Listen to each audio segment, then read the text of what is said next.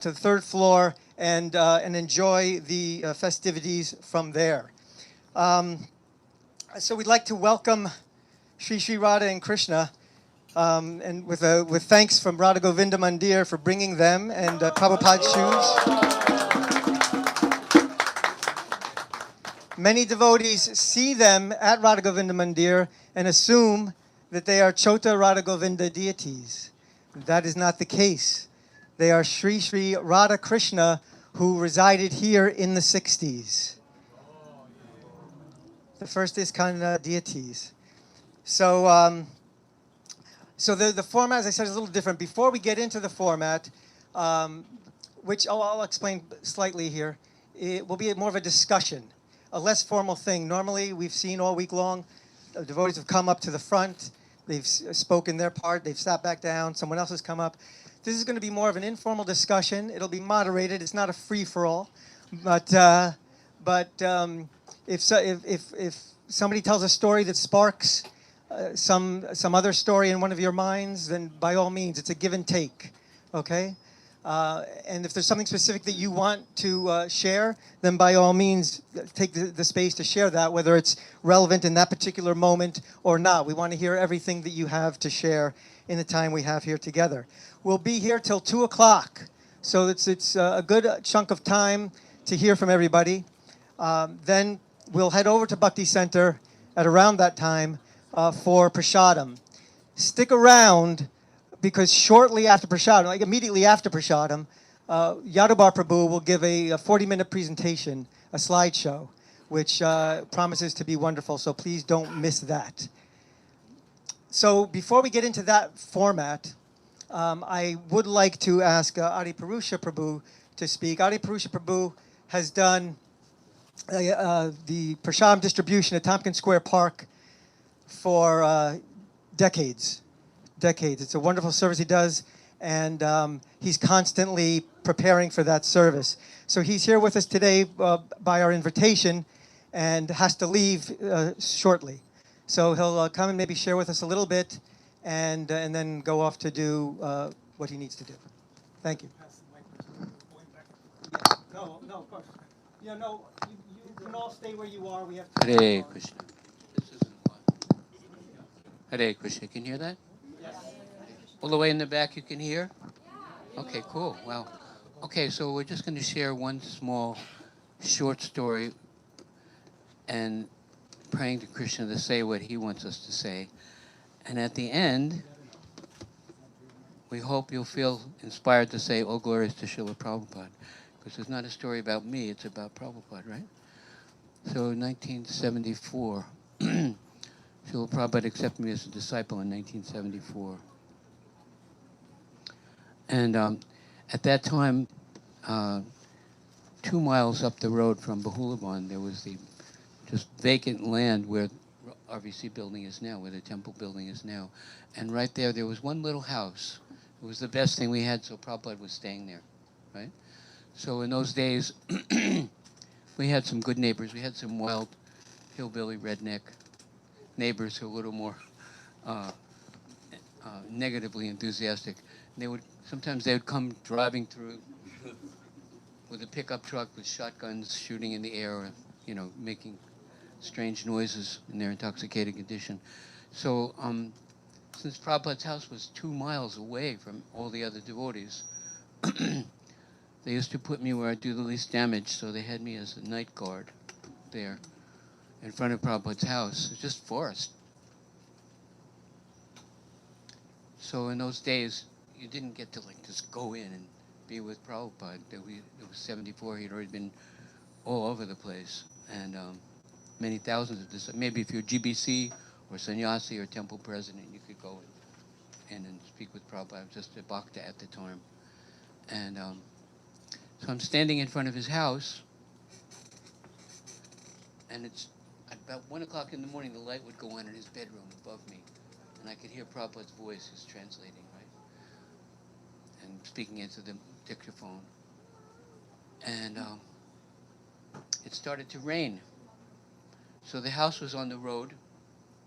Then there's a little driveway going down. Underneath the house, there's a garage. And so since it was raining, I went down, opened up the garage door, let of noise. And I'm standing there doing my guard duty from inside the garage.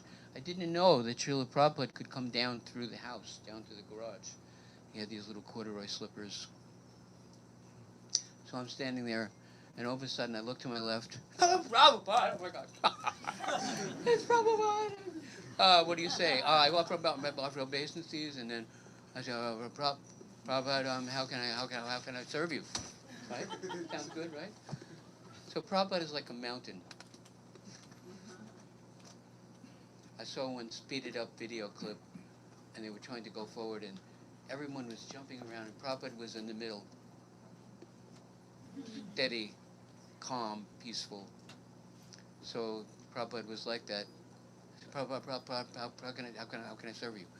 So he went like this, he does that with his mouth. You can go where I won't go. How can I serve you? You can go where I won't go. He had just flown from Tokyo to San Francisco to Los Angeles to Dallas to Chicago to New York to Pittsburgh, come to New Vrindavan, going back to New York, going to London. He was flying all over the world. And I had hitchhiked to New Vrindavan. I didn't even have two boots then. I had a red boot and a black boot tied on with baling twine. And I had no money. I had lost my ID. I had no means to go anywhere, or no desire to go anywhere. You can go where I won't go. I said, Prabhupada, where would you go? He said, to the future. To the future? What? He wants me to build a time machine? What is this future? And how you treat the people there, you show them how Krishna loves them. Now this is an instruction for all of us.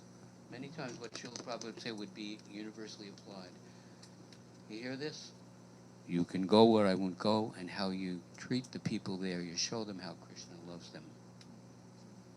And I just closed my eyes. I didn't know what. And when I opened my eyes, Prabhupada had left. He just said that and left. He just went away. I was just standing. Now here we are 53 years later, and we're taking care of distributing Krishna's prasadam for the homeless people in the park, in Tompkins Square Park. And we've been doing this for 27 years without missing a day. By Prabhupada's grace. So it's kind of prophetic, Prabhupada said you can go to the future. And all of you, please listen carefully. Take that into your heart. Go where I won't go, and show the people there how Krishna loves them. So it's a very simple message. I'm sorry to talk so long. Oh, glory to Srila Prabhupada.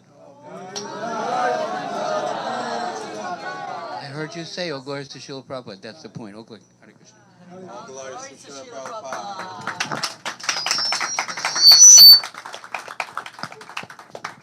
Thank you, Adi Purusa. Thanks for taking time out of your schedule to be here today. So we'll start this discussion type format right now. Please don't be shy. I'd like to begin at the beginning. So for those of you who are initiated in the 60s, and even within that group, I'd like to direct this first question specifically to Arundati and Jadurani Devis. You both saw Srila Prabhupada chanting at Tompkins Square Park. We've seen the picture, and we know of the legend. But what was it about that experience that moved or intrigued you so much? Hare Krishna. It's on. Just low. Jai Srila Prabhupada. Jai Srila Prabhupada. I found that it was some kind of miraculous thing that happened, that I saw Prabhupada at Tompkins Square Park, because I'd never been there before. I grew up in the Bronx. I think Jadurani also grew up in the Bronx. Yes. And I always used to go, I was 17 at the time, I used to go to Washington Square Park. So one day I went there, and somebody I just met at the time said, would you like to take a walk to Tompkins Square Park? I said, okay. and he brought me directly to where Prabhupada was chanting. I'd never heard the Hare Krishna mantra before, and I chanted along, and I think I had a pretty different experience from Jadurani because I was drawn to the chanting, but I wasn't initially drawn to Srila Prabhupada. He was looking very grave that day, very serious, and I wasn't consciously attracted. But I walked away, and then the next thing that happened is that this same person who brought me to the park, I was a hippie at the time, so yeah, a lot of us were like into LSD and that kind of thing at the time, and I was looking to buy some pot, so I asked this person, "Do you know where I could get some?" So he leads me to this place. Somebody that lived in the East Village, and so I went there to get some pot, and it turns out that we became friends. And then, like about a month later, I turned 18, and I could leave home. So I ended up moving to the East Village, East 6th Street, between 1st and 2nd Avenue. So I was very close to the temple here. And I used to walk. I never went into the temple initially. I used to stand outside the temple and look and wonder. And I wasn't attracted to the way the brahmacharis dressed, with their shaved heads and the robes. It didn't really appeal to me. So, anyhow, I went. Oh yeah, that's this person who I was sharing a flat with. It turned out that he had met Kirtanananda at Bellevue Hospital. They both were there for different reasons. I'm not sure. I think Kirtananda's parents put him in there. I'm not quite sure about that. So they met there. Anyhow, so me and this friend were walking down the street, and we ran into Kirtananda, Hayagriva, and Umapati. And so they started coming and preaching to us, or telling us about Krishna, basically. And I don't have a lot of time to talk, so I'll just let you know that I had to go through. I was under a misconception that LSD was the answer to everything. And even like I started chanting Hare Krishna when I was on LSD, and I continued to think LSD is the answer. And basically, what happened is that I had a realization. I had like a bad trip, as they were called at that time, and I just started chanting, and had a very strong, powerful realization that fully transcendental, that nothing could ever, tell me this isn't real. And it was that, the Hare Krishna mantra and Srila Prabhupada and Krishna was my path, was what I was looking for. And at that point, that's when I joined. That's kind of in a nutshell. I forgot what the question was that you asked. What was your... What was it about your hearing Srila Prabhupada that moved you so much?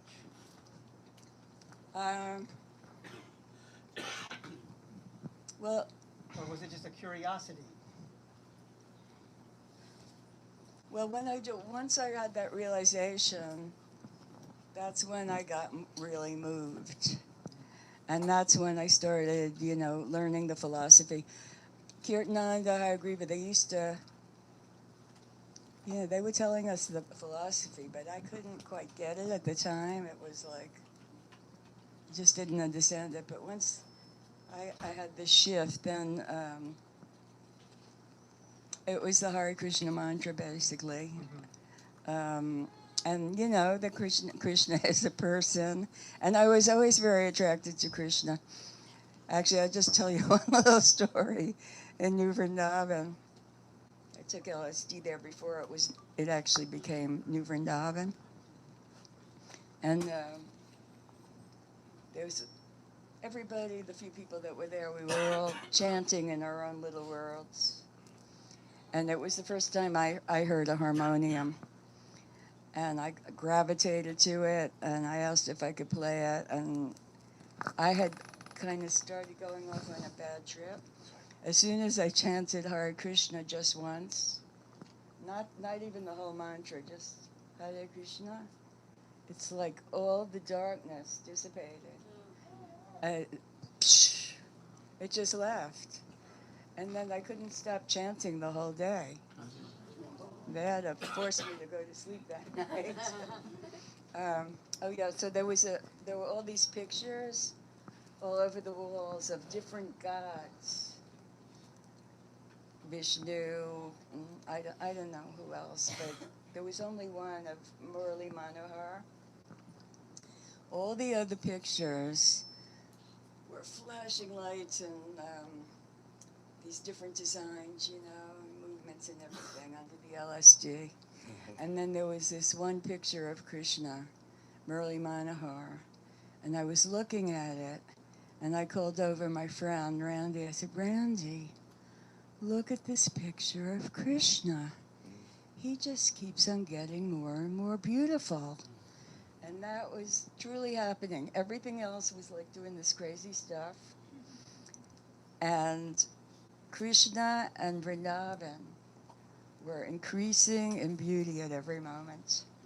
So that had a very strong effect on me, you know. I had already some attraction, and then and from that point onwards, that's when I really got into chanting every day after that experience.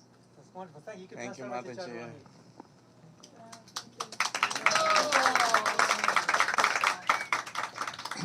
Jadurani. Hare Krishna. So I spoke a couple of days ago about my first reactions to seeing Prabhupada in the Tompkins Square Park.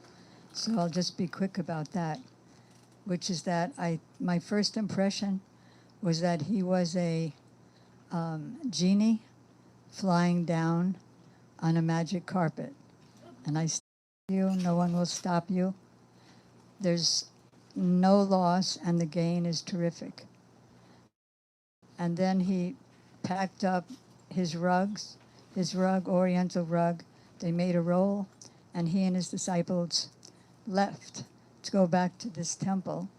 And I was feeling lost, wondering how I was going to see them again.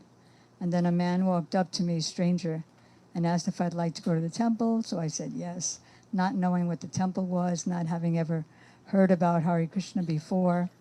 So when we entered the temple, there was two brahmacharis speaking to each other downstairs, and Srila Prabhupada was upstairs.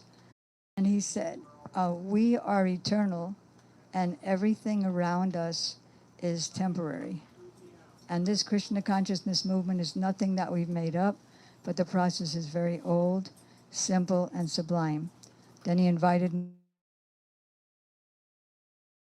to classes, and because of the power of his words, I started coming, though it was an hour and a half each way. So that was my first impression. I don't know if you're going to ask about Lord Jagannath. How did that all get started? How did the Lord Jagannath all get started? So one day in San Francisco, my god sister Malini was in a little trinket store. Malati was in a little trinket store, and she saw a barrel of little Jagannaths. And she decided to steal one. So she stole it and brought it back to Srila Prabhupada, who said in excitement, "Are there any more?" And so she said, "Yes, there's a barrel of them." He said, "No, I mean different kind." She said, "Yes, let me check." She went back and stole the other two, Baladev and Subhadra. And then her husband was a carpenter, that is Shyamasundar Prabhu. So Prabhupada asked him to make 3 or so foot Jagannath. In that video that you saw 2 nights ago, you saw Lord Jagannath in the background. So Shyamasundar made Jagannath deities for San Francisco, which you know turned into the giant Ratha Yatra festivals that are still going on today. And then the second set of Jagannaths he sent back to New York City. And so we waited for Prabhupada to come, because Prabhupada had sent them while he was still in San Francisco, where he went after he left this 26 Second Avenue. And so he sent these back, and there were 2 crates, which had all very old garlands on them. And so I, in my ignorance, thought, oh, they look like totem poles. So then a 3rd crate came a few days later, and Prabhupada said, this is Subhadra. She's late, just like a woman, but she is the most beautiful. So the devotees put Jagannath on the floor, but Prabhupada had them lifted up to 3 wooden chairs in his quarters in the back there. And he embraced them and swiveled them into the middle of the chairs.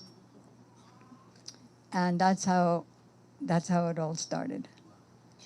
Yeah, so you know the rest.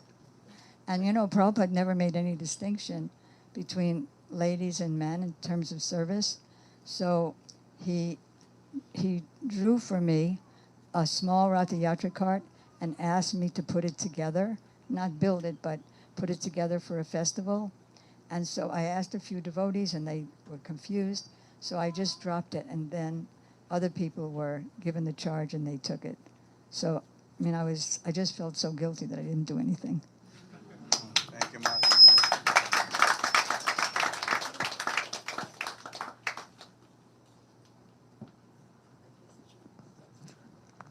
Thank you very much for those remembrances. So then, shortly thereafter, Vamanadev Prabhu, you came in 68, and Yogesvara Prabhu 69, I believe, right? So by that time in 68, there were a few temples around. And then in 69, Yogesvara Prabhu, when you came in, it was the whole unfolding of the London Yatra. So I'm wondering what your sense of things were. Were you joining this thing thinking it's going to stay the way it is? Did you think we were going to take over the world? If you can bring yourself back to that young initiate frame of mind, what was going on in your heads there? Would you pass this on, Arcita, Prabhu?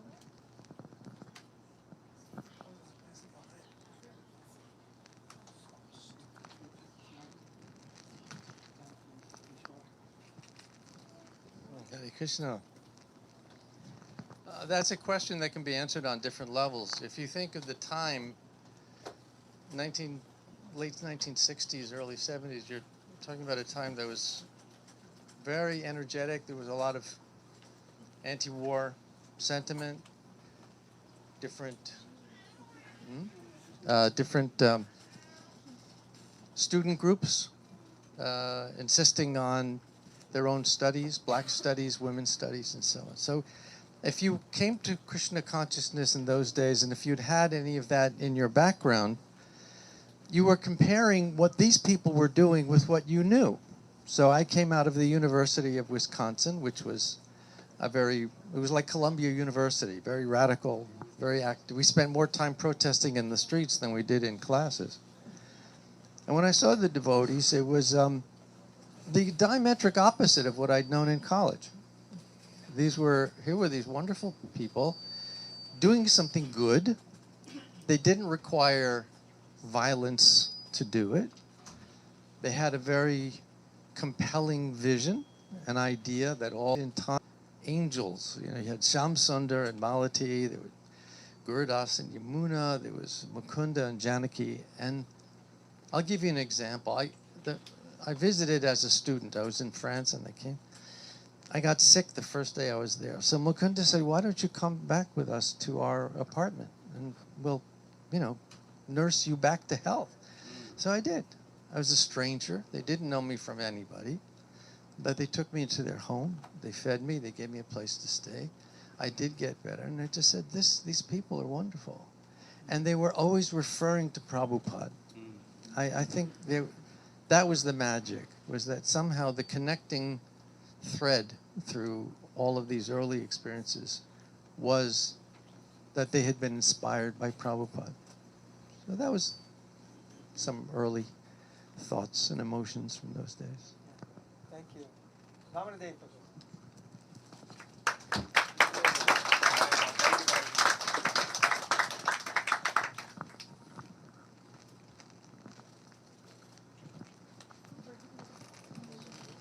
Right here. There's a little bit more slack there. We're in a wireless age and we have to deal with this flyer. We're going back to the 60s. Yeah, 60s experience. Yes, I guess that's why we're. Yep. I guess that's why we're dealing with all these wires, is because we're trying to make it retro. But at any rate, I'd like to step back a little bit from the 70s and go back, or to 26th Avenue and my experiences here. But even prior to that was an experience in Montreal when I first walked into a repurposed bowling alley and saw somebody standing there with what looked like sheets wrapped around them, with a bag on their hand, and they were mumbling. And I had just started as a student of philosophy and religion, and I was told to go and see this new Hindu temple. So in the beginning of this building, on the 4th floor, in the beginning of this room, there was Shivananda. He was my first exposure. And I say this because he represented Srila Prabhupada so beautifully, as did later on Brahmananda when I walked through those doors with a big beard and long hair and wanted to stay here. This was in January of '68. It was pretty rough. It was just carpets and sleeping bags and things like that, but they were all piled in the back. And this was the first introduction was through Shivananda, and I had argued with him for days because I was doing research on this new Hindu temple, and he kept referring to the need of a guru or a spiritual master. He said, he used the word spiritual master, and master in the 60s was the last thing we wanted to hear. It was just freedom. You wanted freedom from the man and from the establishment. And we rejected any kind of authoritarian thing, what to speak of organized religion. So, but I was actually raised as in a religious, I would say religious family, because my mother, not my father, but my mother was very religious. So I was always chanting on rosaries. She was Catholic, and so when I saw these beads, I said, "What are they?" He says, "They're prayer beads." I said, "Like rosary?" And he said, "Yes." So I got a little inkling like that maybe there's some connection here to religion and to theology. So then we argued, and I accepted the fact that yes, you need a teacher. You can't just. And he explained descending knowledge as opposed to ascending knowledge, and it all made sense. Especially when he gave me a chapati, and I asked him what that was, and he said that's spiritual food, and I said, oh.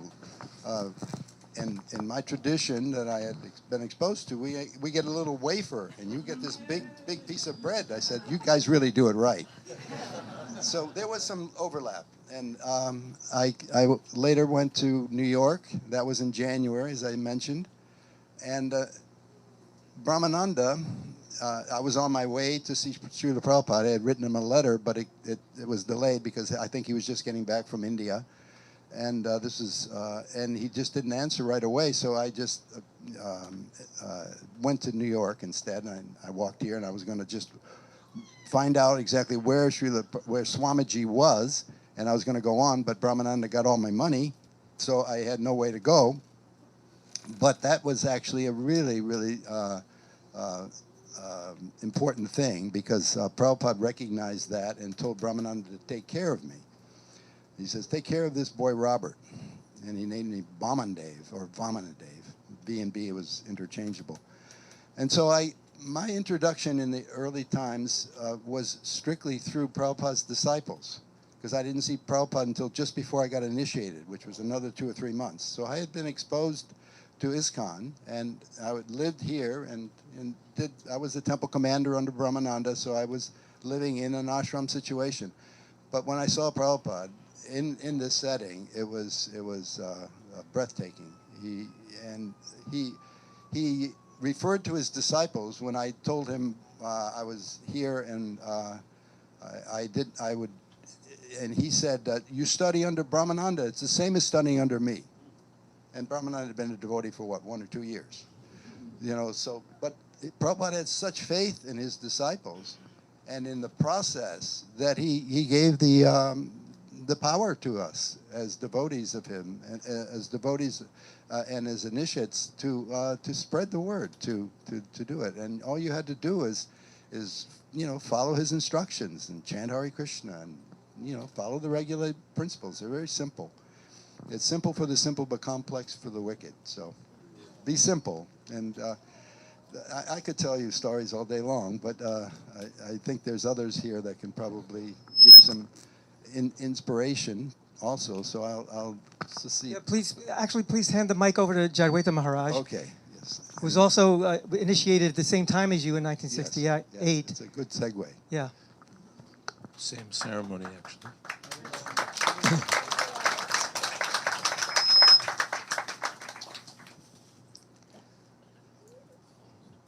As I mentioned the other night, Prabhupada wasn't always, according to our idea of what a smiling, friendly Swami should be. One thing, you've probably heard it too, there's so many lectures, Prabhupada says, this child is disturbing.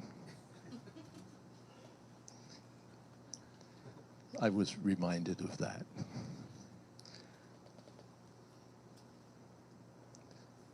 Like Yogesvara Prabhu, I first came in touch. Actually, I saw Srila Prabhupada. I got Prabhupada's record when I was still living in New Jersey.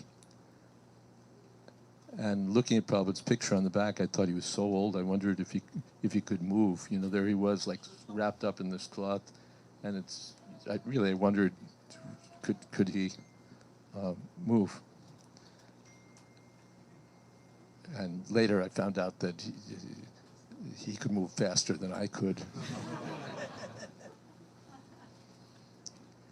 So first I came in touch with the devotees, then I came in touch with Prabhupada 2 months later.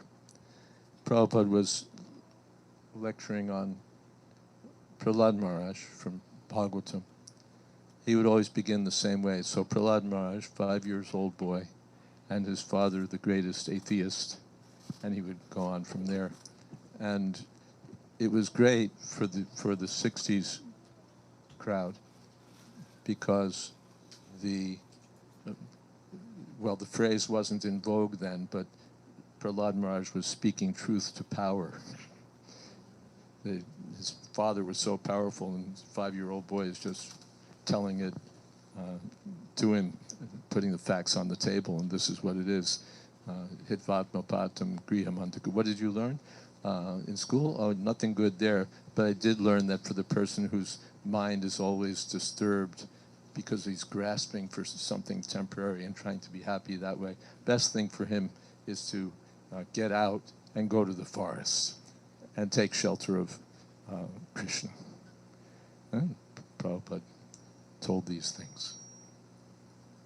I'll only tell one more story because a lot of devotees. I was at an airport. Maybe probably it was Boston. Prabhupada was arriving. And by then, there were so many devotees had joined, so many devotees had come to the airport. And it was a very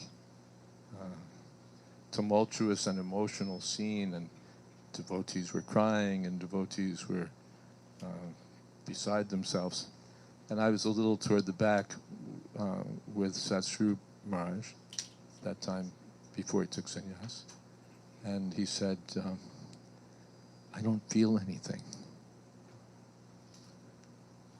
and everybody's crying, and he said, I don't feel anything. So many of those devotees are no longer, they left a long time ago. But, so it's more than just feeling something. Prabhupada, there was one boy, okay, I'll tell you a couple more stories. Prabhupada at one point made a remark about people who come and they're all emotional and crying and so on. And Prabhupada said, first to cry, first to dry.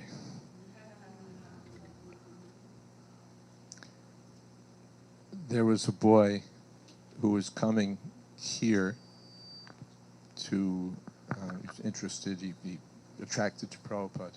His name was Eddie, he was a hairdresser. And when Prabhupada went up to Boston, he also came to Boston. And when Prabhupada would come to put on his shoes to leave the storefront, Eddie would be there like ahead of time, and he'd help Prabhupada put on his shoes, and Prabhupada said, oh, you were so nice. He was enthusiastic. And then he came on a morning walk, and he asked if he could be initiated. And Prabhupada said, first you learn the philosophy. He said, first try to learn the philosophy. Today, if you come on sentiment, tomorrow you will leave on sentiment. Which he did. Hare Krishna.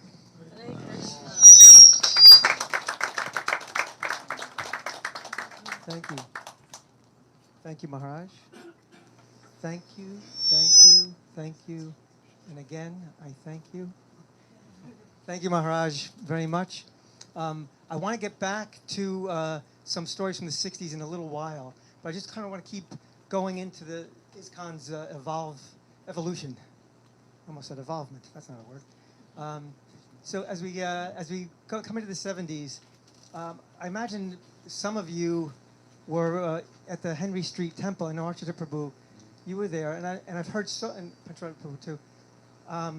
I've heard so many stories about the devotees at the Henry Street Temple. It was like such a magical place, and the caliber of devotees was so amazing.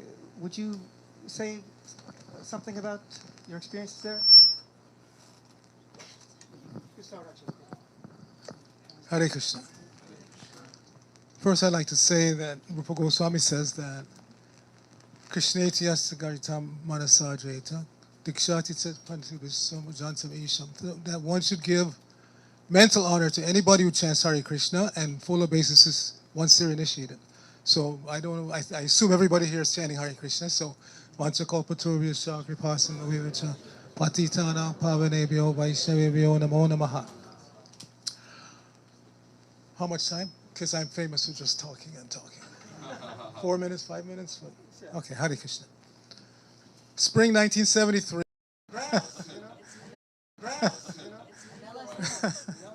I never got arrested back then. I don't want to get arrested now, that's for sure. Anyway, I was more interested in the incense because I used to smoke pot. I tried LSD one time. It was a bad trip, and that was it. I gave up. So anyway, I was interested in the incense, so we had a nice conversation, and I got just one little pamphlet, Krishna, the Reservoir of Pleasure. And long story short, I'll never forget, very first time I read it, Krishna, that sound is transcendental. Krishna means the highest pleasure. Every one of us is looking for pleasure, but we don't know where to look. So Prabhupada grabbed me right away. I was attracted by the philosophy. Never, aside from that one devotee, I never went to a kirtan, never had read any other. I mean, I was part of a group of young black men who were educated, very much into discussing anything under the sun, this ism, that ism, but mostly interested in chasing after sense gratification. So that was my background. So I read that pamphlet. I went to Henry Street. I arrived, I think it was like a Wednesday in the middle of the day, and I don't remember who greeted me at the door, but he said, there's nobody available to speak to you right now. Can you wait in this room for, half an hour or so? I'll send somebody to talk to you. So I go in the room, and it was like an art gallery. And all the big original paintings, carbon dioxide issue in the ocean with the Nanta Sheish over his head. That's the one that attracted me the most. And so right away, I started going practically every day. I would go to Henry Street and then grab a train back to J Street, which is just a few blocks out from where the Brooklyn Temple is. And so like that, back and forth. I'll sleep on your back as far as possible. So I'm sleeping on my back, and I feel this presence. And I open my eyes, and there's this apparition. And it's not human because there are no feet.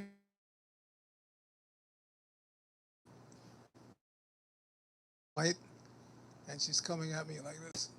Now I'm trying to chant Hare Krishna, but if you read the Bhagavatam, there's a hierarchy of beings in the universe, and ghosts are higher than human beings. They can control your senses. My jaws were locked. I couldn't chant out loud. But in my head, I was chanting the floor. So my first service was, well, among other things, my first service was actually taking care of Tulsi Maharani, preparing her for Tulsi Puja in the morning, the skirt and getting the paraphernalia together. She's so merciful. But the big service was cleaning the toilets in the men's ashram. That was my big service every day, and it was big because these boys came straight from home and they were not trained. It was like a mess. So one day I'm doing my service, and Jayadvaita Das Brahmachari came and asked me, would you like to be involved in producing Prabhupada's books? And I said, of course. He said, because we've heard you know something about programming computers, and we're getting ready to computerize the book production. So that's how I got involved in ISKCON Press. It wasn't BBT yet. But that temple, and we were talking about Henry Street, so many devotees came out of that temple who are still active, like Dravida and Toshad Krishna and Hansarupa, who's the temple president in Brooklyn. Of course, Jadurani Maharaj, on and on and on and on. Jadurani. I'll tell a little Jadurani story. She probably doesn't even remember.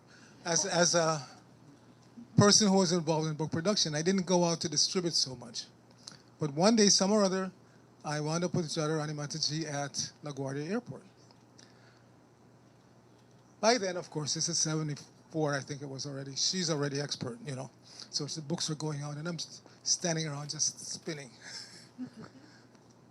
So I approached her. I said, Mataji, I don't feel so enthusiastic. What can I do? She said, fake it.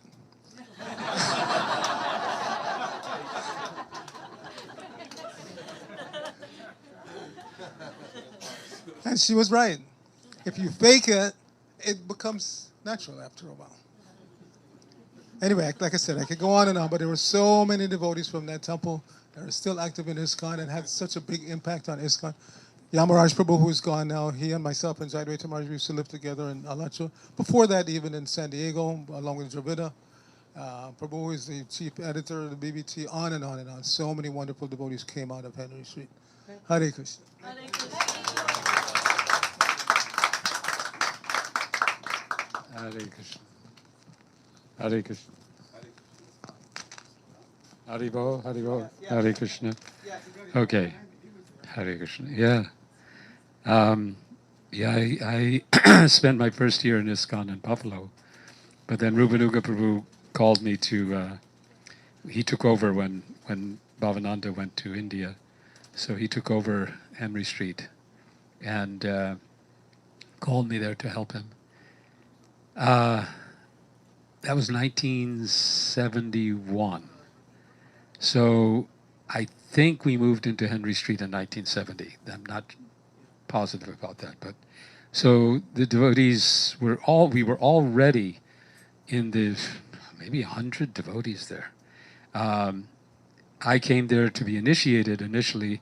It was 5 days of initiations with devotees coming from all over the East Coast. And this was just after Siddhaswarup had surrendered to Prabhupada and brought his 100 or so, 60 or so followers. And they got divvied up, Hawaii, LA, and about 5-10 of them came to New York. Varanasi was there, Yogamaya, a few others, Pushkar.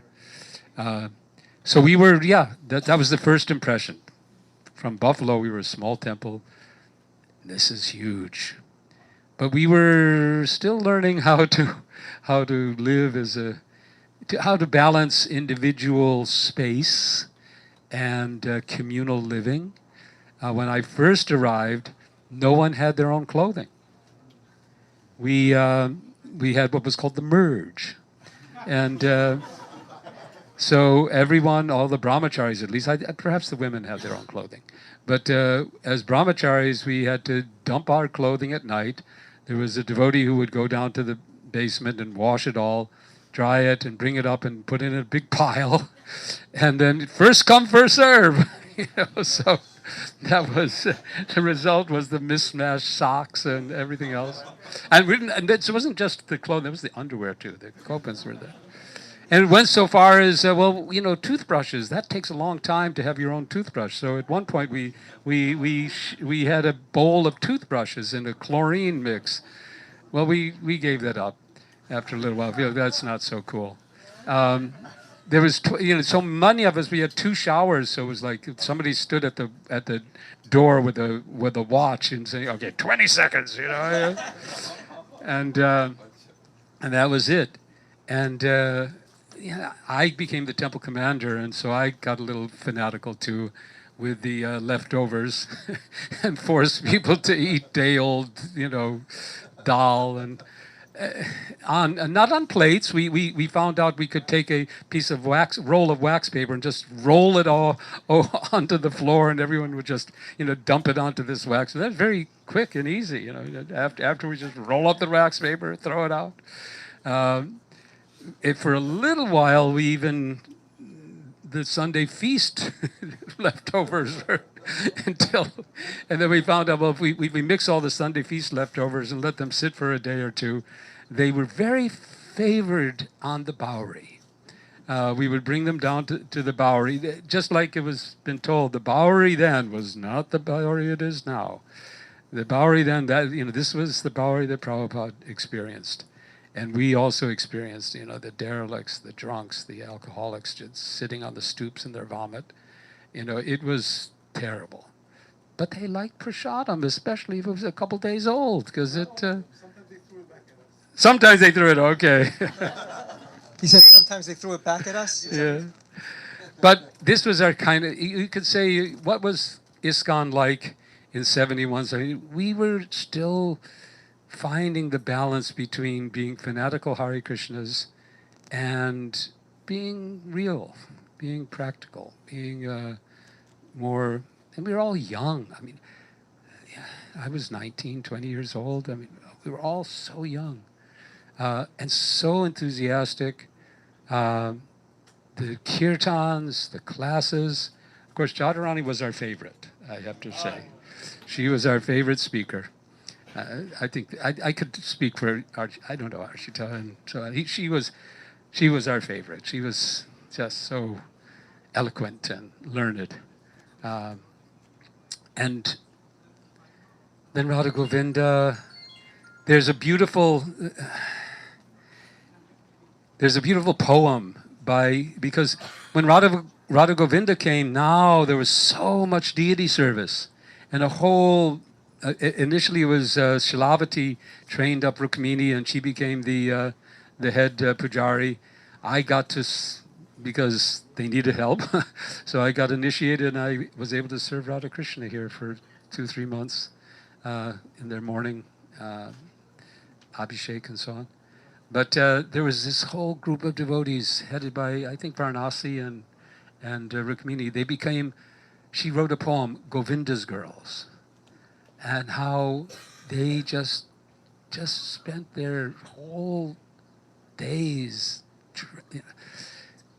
sewing and preparing and dressing, and the mood of the temple was like that. And we had also such a variety. We had the press, we had Vaikuntha players, we had 20 devotees on Sankirtan distributing books, we had traveling parties, it was just so booming.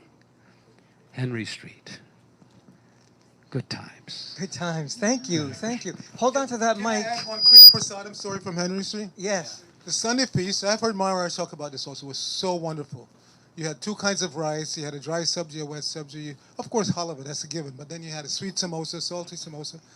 On and on and on. So much nice prasadam. So as brahmacharis, we used to eat the leftovers from the guest plates. Of course, not the rice, but if there was a half a sweet samosa. So Gopijana Balaba, who was the temple president, he said, stop, don't do that. It's not clean. But we said, Prabhupada said prasadam is transcendental. So he was stumped what to do. So he wrote to Prabhupada and told him what was happening. And Prabhupada wrote back and said, tell him to stop. Right. You know, as Jadurani goes by Jadurani Devi and Shamarani, I think Arcita Prabhu also goes by Prashadam Das. So who else from Henry Street has any memories? Atitaguna Prabhu? No? Anybody else? Yeah, Adi Dev?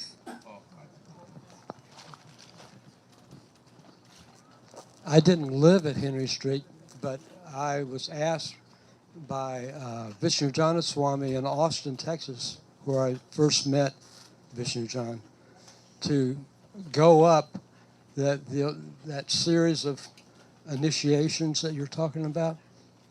I was there for that. This fellow that I went with was my college professor, and we both went up together. We weren't in the temple more than 20, 30 minutes, and a devotee had told Prabhupada's servant that there's a professor here from Texas, and we came up by Greyhound. And so Prabhupada wanted to see us, and we had a nice darshan, and he told us about sculpting, because we're both sculptors, and wanted Pancharatna deities. And we asked if we could stay, asked Bhavananda, if we could stay for a week or so, because we'd already been, it's like a 2-day trip by bus getting up there. And so I got to experience that highlight of 20, 30 devotees every day were getting initiated. And the kirtans were out of sight. There was this one devotee, and you all know his name, and I can't think of it right now, but he had a big, long sika, and he would whirl like a dervish, and the sika would fly around the room.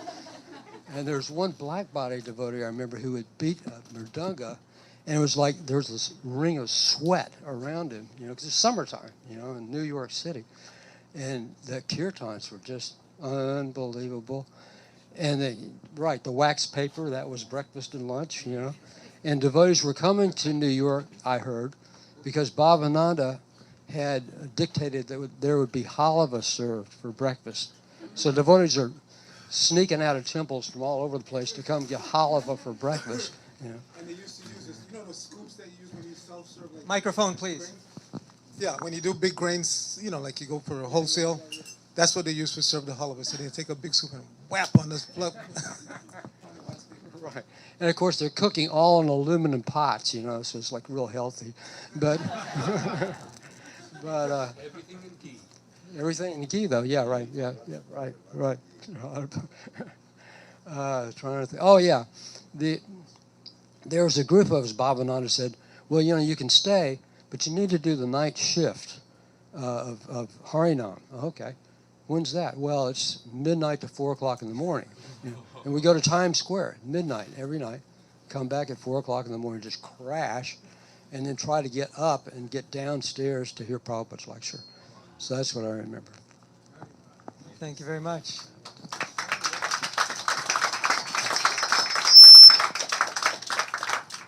Anybody else want to chime in on Henry Street or that time? Yogesvara, thanks.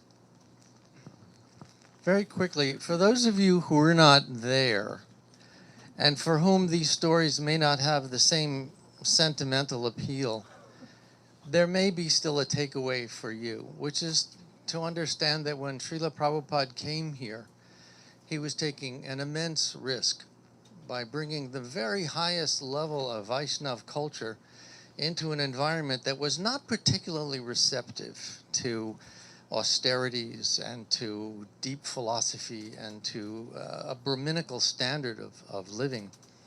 And what's extraordinary is that as you hear these reminiscences, you get a little bit of a flavor of what it was like for him to have taken essentially a community of monkeys and transform us by his purity, by the depth of his teachings, I would have to say, perhaps most powerful of all was his love for Krishna. When you were with Srila Prabhupada, you got a glimpse of what it meant to love God. That was extraordinary. That was transforming. Just to be in the presence of someone whose emotion for Krishna was so deep and so strong, you really wanted to know, what is that all about? So even though you're hearing stories about people who really didn't have much to bring by way of culture or understanding of the Vaishnav tradition, he did that. He took us, and by his example and by his teachings, he elevated us to a level where now his mission has gone worldwide, and it's producing some wonderful, wonderful, truly, truly advanced Vaishnavism. You're in the presence of some here today, and I would advise you to take advantage of that. If you have a chance to talk with these senior devotees, do that. Don't miss that opportunity. One follow-up question, Yogesvara, if you would. You were just talking about Prabhupada's love for Krishna. And can you talk about, because you've mentioned this to me in the past, can you talk just a little about how that gave you faith that there is a God? Right? Do you know to what I'm referring? I didn't come from a religious family, right. And I don't think I'm that different from a lot of people who became fascinated by Prabhupada and Krishna consciousness. It wasn't through some deep religious background. There was something very magical about it. There's a mystical, magical quality to Krishna consciousness that I don't think we'll ever understand intellectually. There's something that just appeals to the soul. It goes deep, deep down, and it's a reconnecting with a part of ourselves that we've completely forgotten about. I mean, the yoga process, and bhakti in particular, is a method for reviving consciousness. My field is Holocaust studies, and I work with survivors, and it's all about the workings of memory.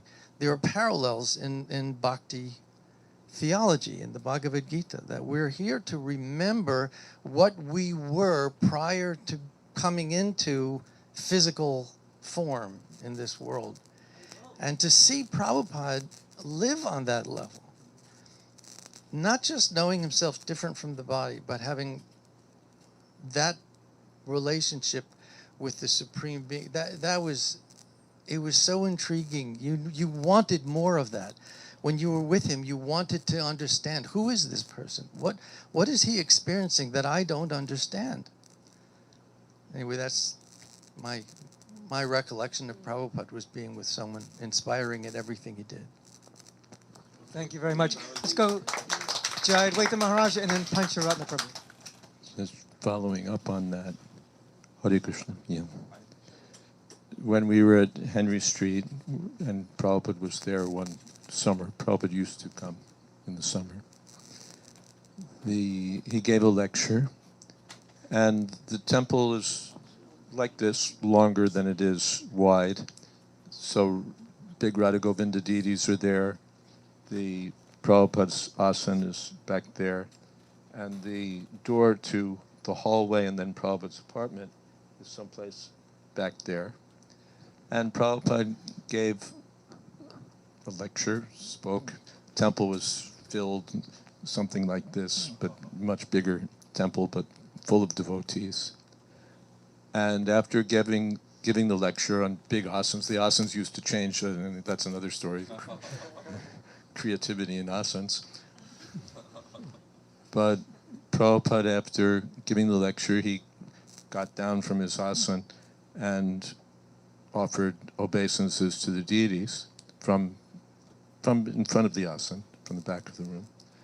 And then Bharadraj Prabhu was there, and he was a very good kirtan leader. He began chanting, I think, a bhajan, Bhaktivinoda Thakur, or else Hare Krishna Kirtan, but my recollection is a little fuzzy. But he began chanting, mridanga and chanting. And Prabhupada was just getting up from offering obeisances, but hearing the kirtan, Prabhupada just froze. he wasn't down and he wasn't up. He just froze halfway. And the whole room felt it. The whole room just was plunged into a kind of astonishment, and as if the whole room were floating in a certain way, and where are we? What's going on? What's happening? But that feeling was some feeling was communicated, and Bhardraj is chanting, and Prabhupada's frozen, and maybe a little look, and he's looking toward the deities, and Bhardraj is chanting, and the room is levitating practically. And then the Pujari closed the curtain. And Prabhupada got up and went to his quarters.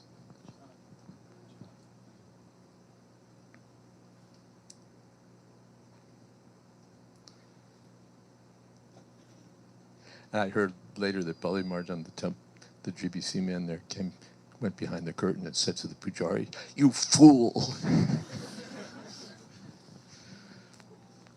But that's how it happened.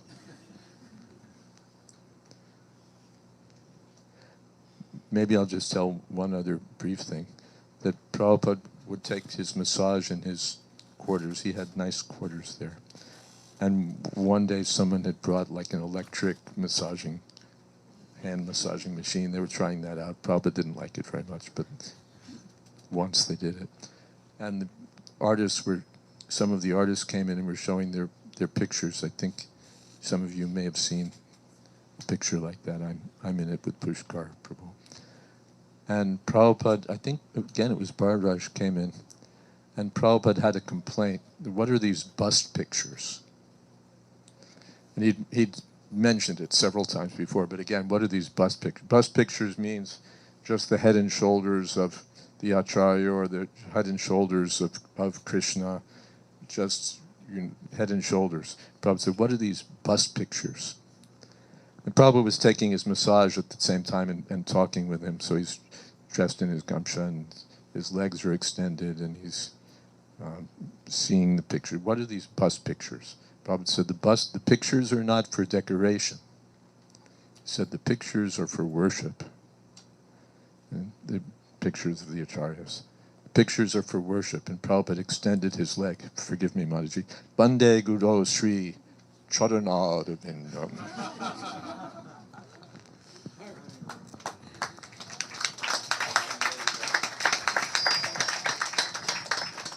Maharaj, that mystical story is particularly impactful coming from you, because you are so grounded. You mean dry, right? He said, you mean dry, right? Dry Advaita Maharaj, yes. I've heard. But you know what I mean? Like so practical and feet on the ground. And it's just, thank you for that very much. And also, I hope you can stay the whole time, but it's almost 12:30. I want to remind you that it's, in case. Okay. Thank you so much for being here, Maharaj.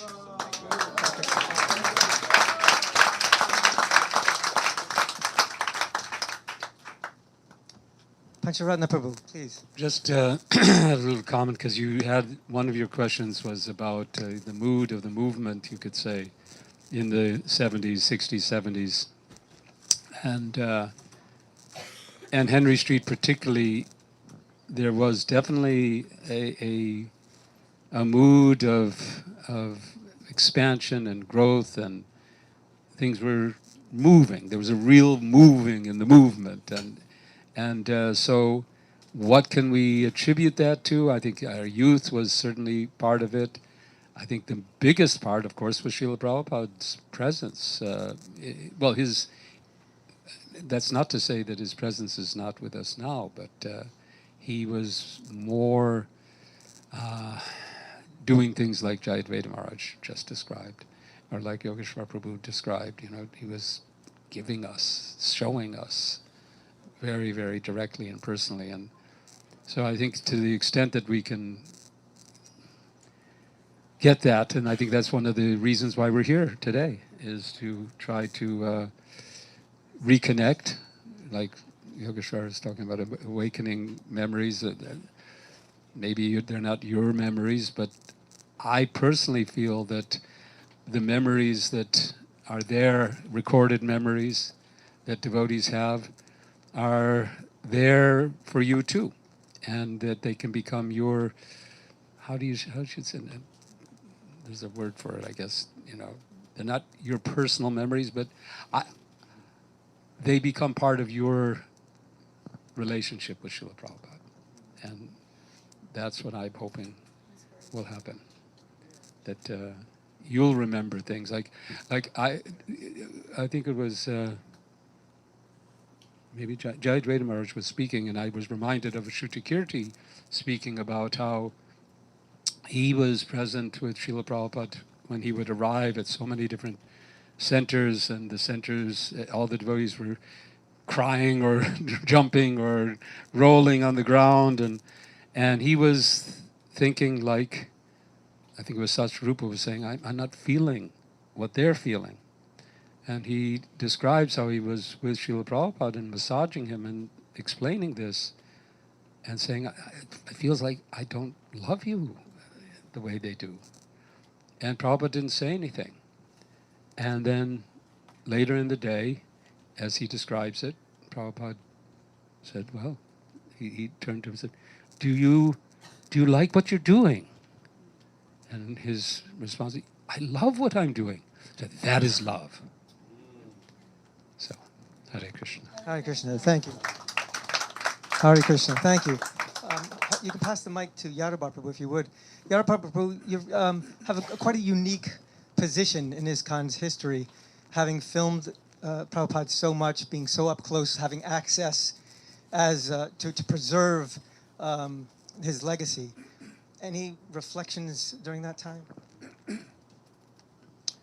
Yes, Srila Prabhupada was never camera shy. He never postured. He never felt uncomfortable, like some of us do when we have the camera aimed at us, like me right now. I like to be behind the camera. There's one Henry Street story that, as Yogesvara Prabhu mentioned, and others, we were impressed by the devotees. I like to say I first met Prabhupada through his potency, through his devotees, through the philosophy, through the prasadam, through so many things. I remember one time, actually Vishaka Devi and I came to Henry Street to do a first article, professional article for a magazine called Asia Magazine.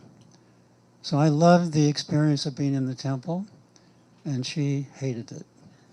She wrote, not hated, she was just very suspicious and very standoffish. But she wrote a good article. She wrote the article. I did the photography. So I was sitting in the prasadam room one day and taking prasadam. I was alone. No one was in the temple room. And I saw these little children peeking around the corner. And, shaved little, kids, shaved heads, young boys. I forget if there's any little girls there. Anyway, they came, slowly toward me as I was taking prasadam. And then finally they stopped and they looked at me, and one of them said, "Do you eat meat?" And I said, "Yes." And they went, "Ooh," and ran away. So, that impacted me a lot. So everything about the temple impacted me. I was really enamored. Anything else? If something comes to you, please share it. It's okay. Jadurani? Yeah. A couple of things come to my mind at the moment. One is the male leaders and followers had a thought, because everybody used to chant japa in the temple, but then they wanted to stop the ladies from coming into the temple to chant. They should chant anywhere else upstairs in the Brahmacharini ashram. So Ekayani, and they did stop it, and Ekayani wrote to Prabhupada and told them about that. And Prabhupada wrote a letter that all of our big acharyas are not in favor of that. They don't make the distinction. And how are you going to avoid, if you're going out for preaching, how are you going to avoid association? So if you don't like it, then you go to the forest.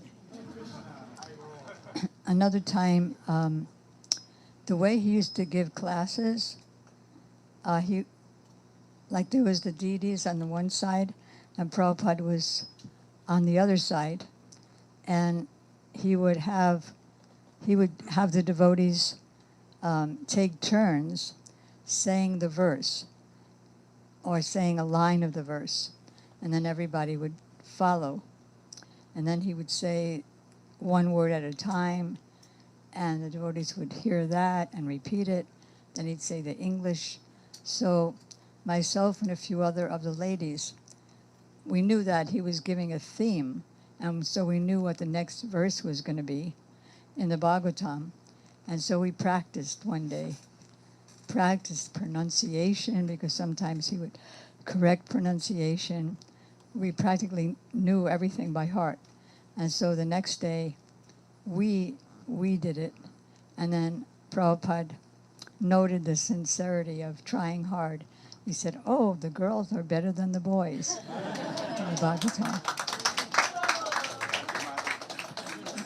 Thank you so much. Yadubara, you mentioned something that reminded me of something that maybe Yogesvara Prabhu can address. You talked about how comfortable he was in front of the camera, and a lot of people kind of put on something if they know they're being watched or recorded in some way. But he was nonplussed. He was just always himself. And Yogesvara Prabhu, you tell a story about being with Prabhupada in Paris, I believe, and being ready to receive some dignitary, right?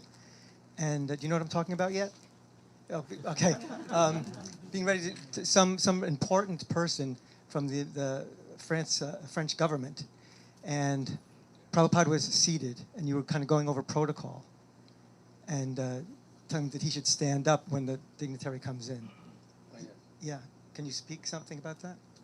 Well, very, very briefly, I mean, we were there together. You were filming it. This was an official reception by the office of the mayor of Paris. I won't go into how that occurred, but we were at the city hall, and Prabhupada was very impressed by this beautiful 18th century, 19th century construction. And the woman who was in charge of official reception of dignitaries coming from other countries looked at us and said, "Now, when the mayor comes into the room, your spiritual master should stand. The mayor will give his opening remarks, and then your teacher can respond." So I was sitting next to Srila Prabhupada, and she was speaking in French, and I translated this. He looked at me. I get the chills still today. And said, "I'm supposed to stand for who?" And I knew that 1,000 years of French history were about to undergo an irreversible change. Wars had been fought over less breach of protocol. So, sure enough, the mayor walks in, and he's accompanied by, the soldiers with big plumes in their helmets, and it's blah, blah, blah. And the mayor is looking down at Srila Prabhupada sitting in the chair and obviously waiting for him to stand up. And Srila Prabhupada's hands were on his cane, looking up, unblinking at the mayor, obviously daring him to say a thing. and the mayor shot a glance at this woman who was head of protocols. "You could have cut wood with this stare." And then he surrendered. He just gave up, and he gave his remarks to Srila Prabhupada while Prabhupada was still seated. And then when he finished, then Srila Prabhupada stood up and was translating. He said, "Yes, Mr. Mayor, you have spoken very nicely about how France is such a spiritual country. But I have one question for you. Napoleon Bonaparte, he once said, 'I am France.' But France is there. Where is your Napoleon?" So, and then he went on to describe that the purpose of government is to educate the public, to protect and educate. And he said this directly to the mayor. He said, any government that fails to educate the citizenry about their spiritual roots, that is a demon government. And the sweat was pouring down the mayor's face. And I just remember thinking how clear Srila Prabhupada had made the priorities here. Right? First there's God, then there's government. Right? You don't ask someone who is representing the spiritual interests of the citizens of a country to defer to political protocols. So it wasn't an ego thing at all. Srila Prabhupada had no ego in that way. He was making a very important point about the true purpose of government. Thank you very much.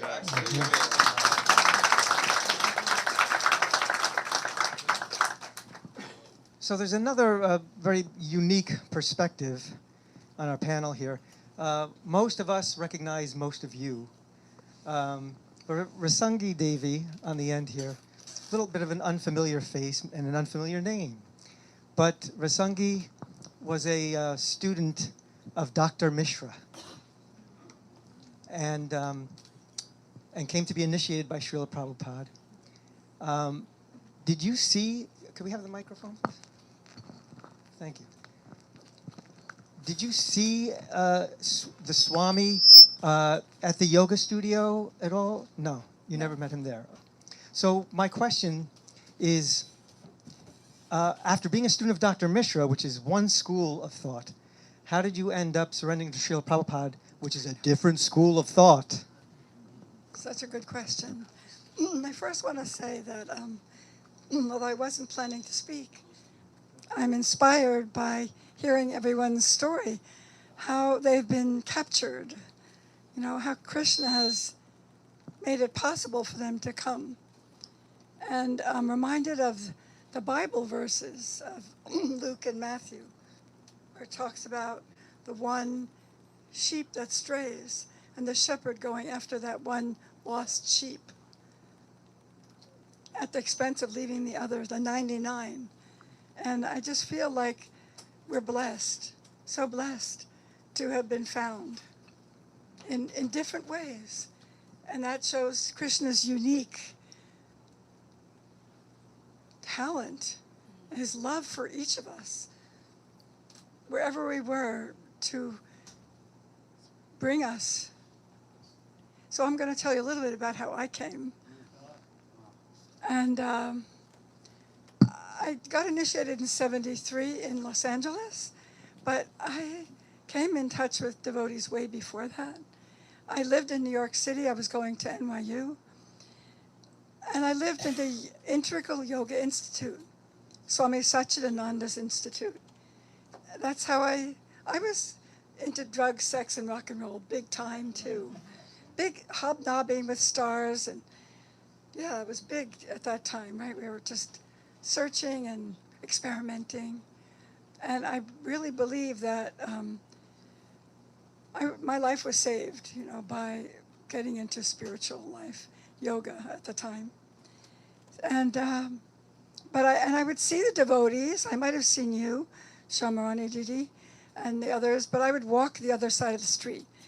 I found it a little bit embarrassing.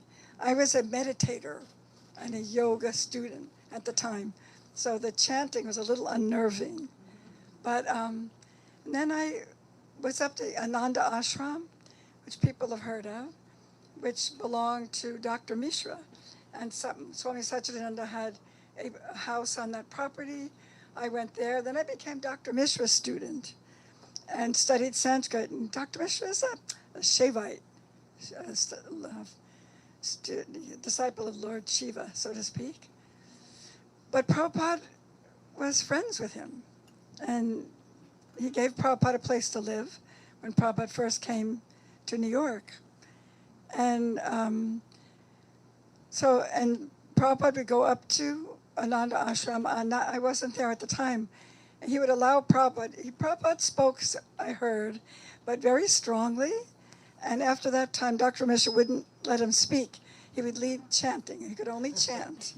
He kind of cut him off because of what he was preaching. It was different than what he was teaching. So I followed Dr. Mishra out to Potrero Hill, San Francisco, in the late 60s. And I studied Sanskrit with him for about a year and a half. And I was a vegetarian at the time. But when I went to the Valencia Street Temple and had prasadam for the first time, I said, Krishna must be God, because I've never tasted anything like this in my life. Haribo! And I had been a vegetarian for 8 years already, but there was nothing like prasadam. And so after that, we came to, where I joined was in Washington, D.C., under the auspices of Damodar Prabhu. And I know Shamrani showed a video that Damodar Prabhu did the other night.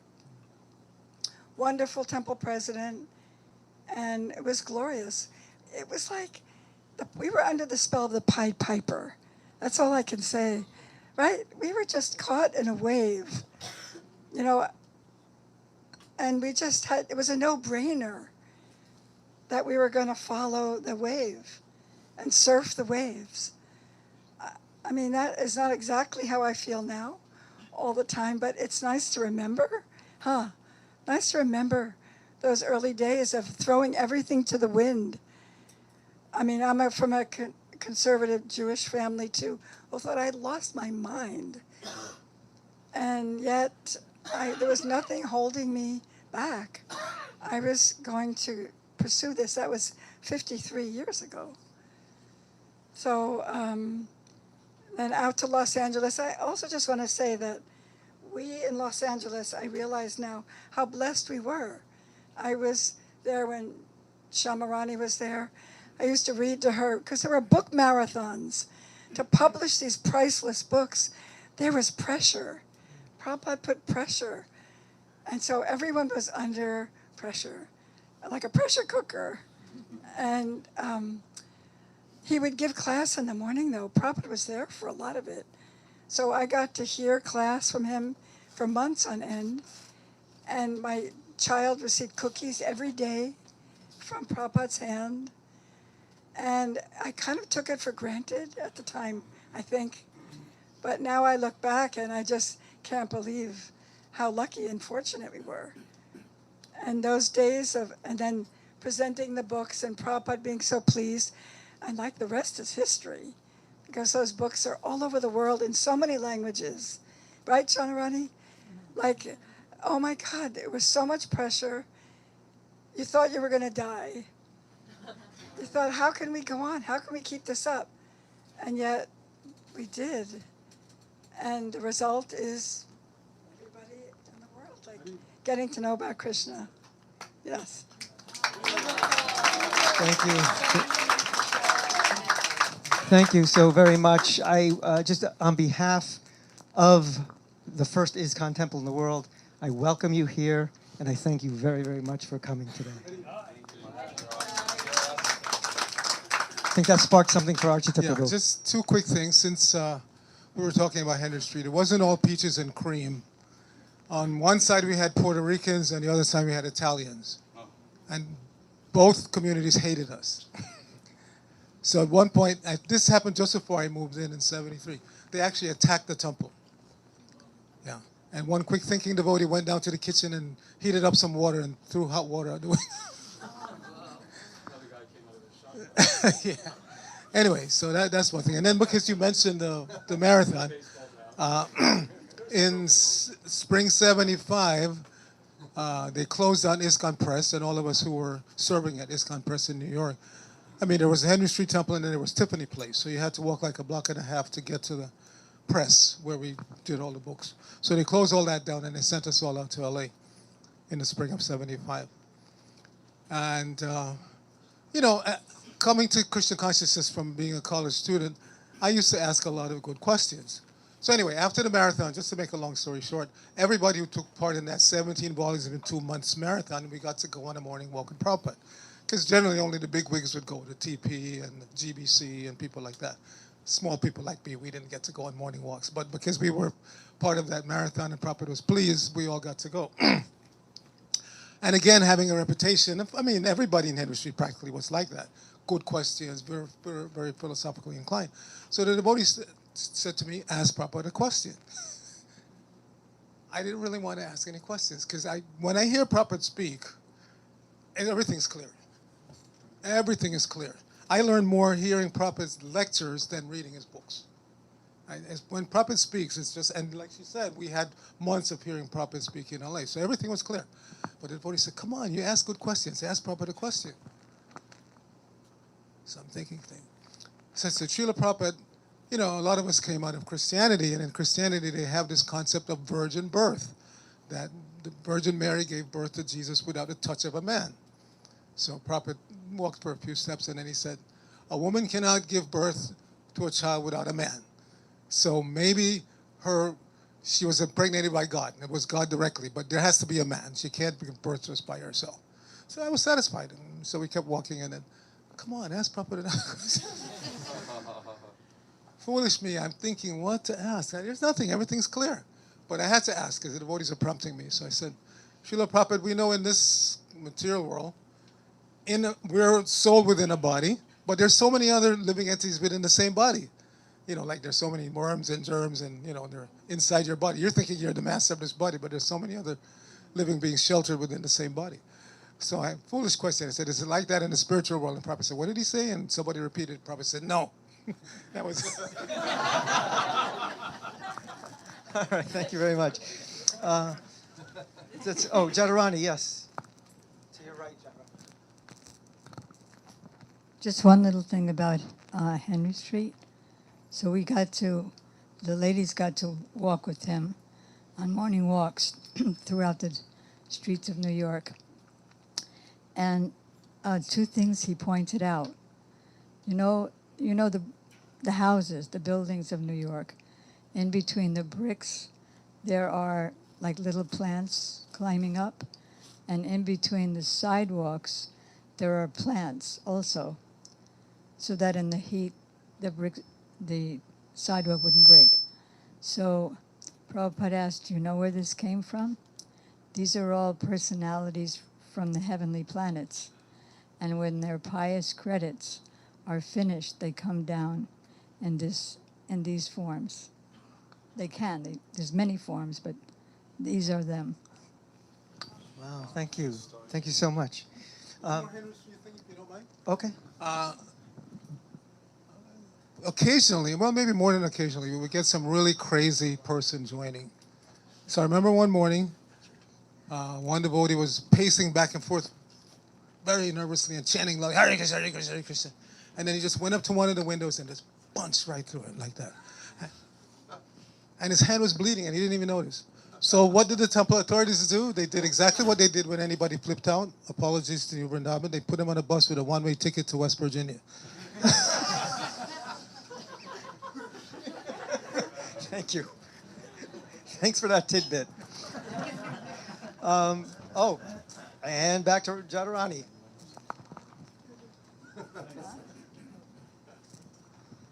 When Arcita Prabhu mentioned the hand through the window, that reminded me of something that happened right here in this temple. That is some ruffian boys. He was speaking about ruffians. So ruffian young boys were throwing garbage in front of the temple. So Brahmananda, who was the president at that time, came out and started half choking them to get rid of them. But it didn't get rid of them. It made them rebellious. So they took a rock and threw it in that picture window. And because it's one piece of glass, the whole thing broke. And then shortly after this, Prabhupada came, and one of the devotees asked, was that Maya that broke the window? So Prabhupada said, Maya is within the window and without the window. Wherever there's a slack in chanting Hare Krishna, Maya is there. Thank you for that very important addendum.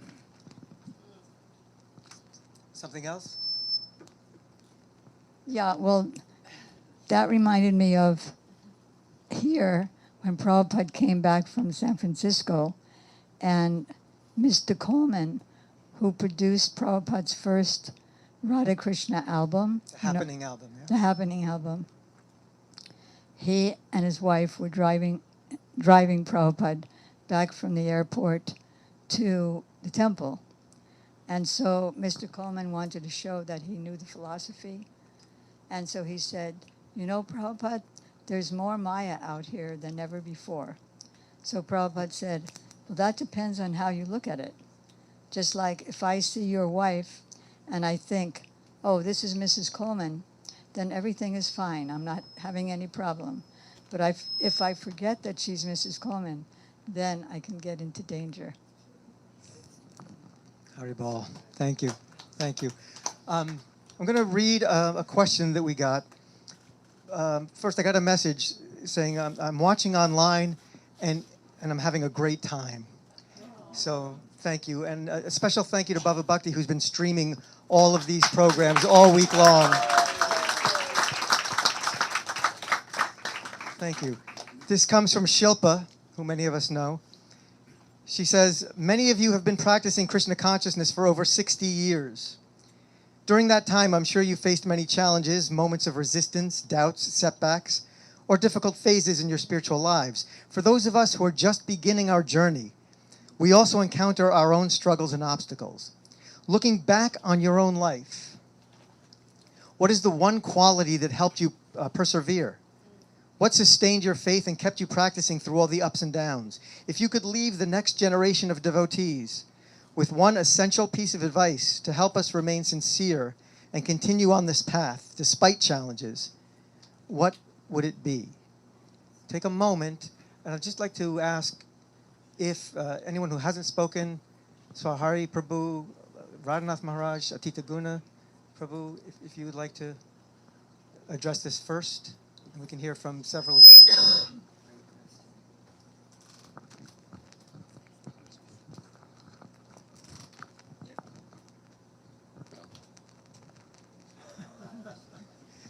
The microphone seems to be floating to Maharaj somehow.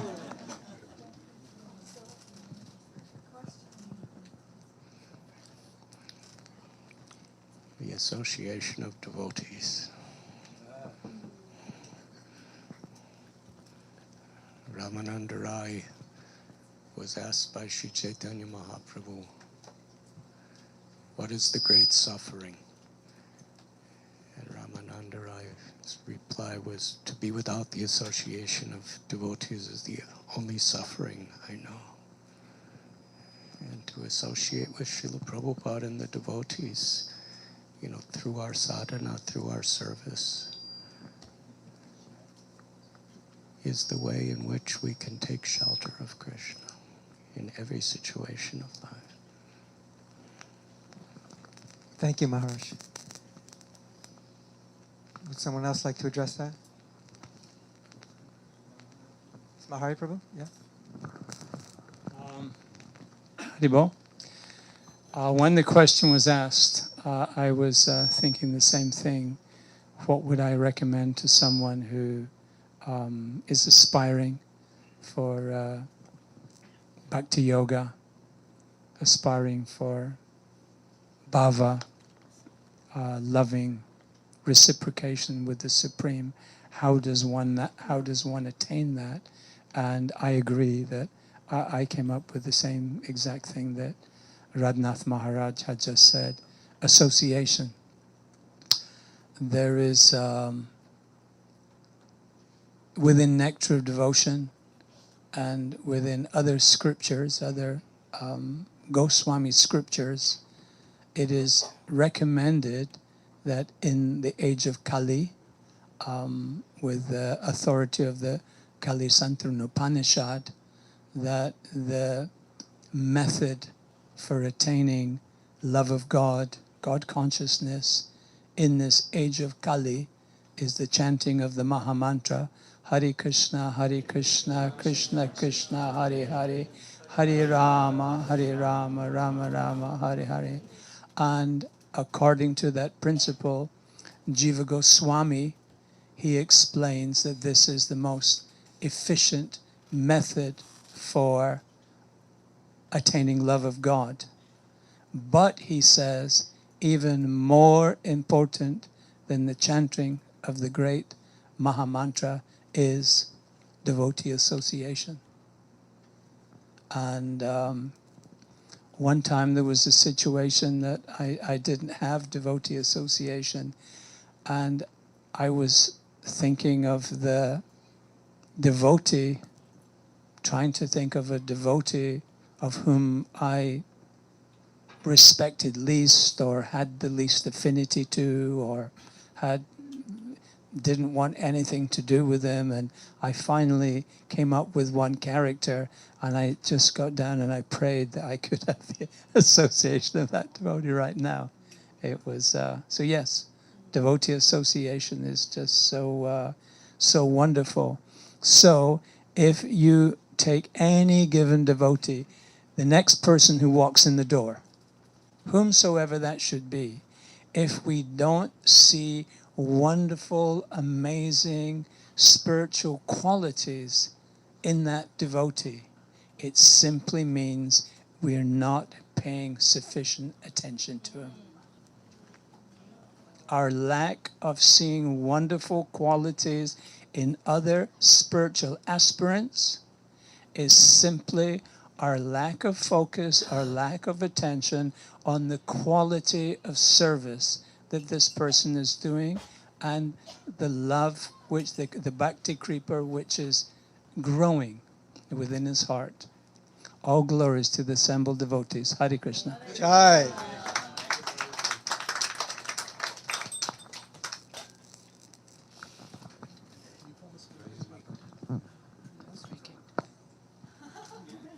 So this is a good question, and out of a sense of duty, because I have a duty to my spiritual master to show up, and to be honest, tell the truth.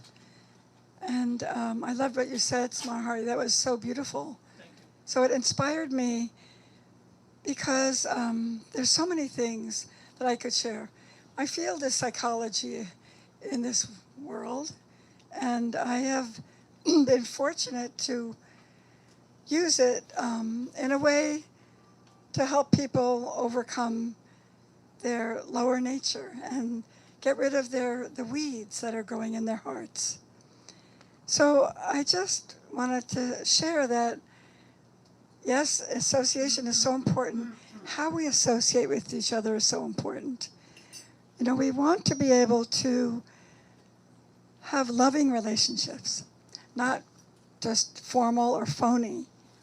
So that's the ticket. How do we develop love for each other so that we feel a respite in this world? We don't feel alone and bereft and adrift. How can we do that? So there are certain things we can do, and pulling our own weeds is one of them. Pulling our weeds, those anarthas that get in the way of bhakti, is a wonderful practice, and I think it's essential for all of us. So I would just leave that, you know, being attentive, like those weeds that you were talking about, Smari, it's like the agitation or the holier than thou, or all that stuff that keeps us from being humble enough to love each other. We need to root out those weeds so that we actually have fellowship. You know, we don't have fake relationships, and we don't want to lord it over each other. I find my intimate relationships with devotees, that's who I choose, spiritual seekers, to be close to are the most important in my life. They get me through the hard times. So I love that we can develop those kind of relationships, but we also have to pull our own weeds so that we can do that. Yeah, get rid of those anarthas, like heal, do the work we have to do. Don't spiritually bypass, like your life either.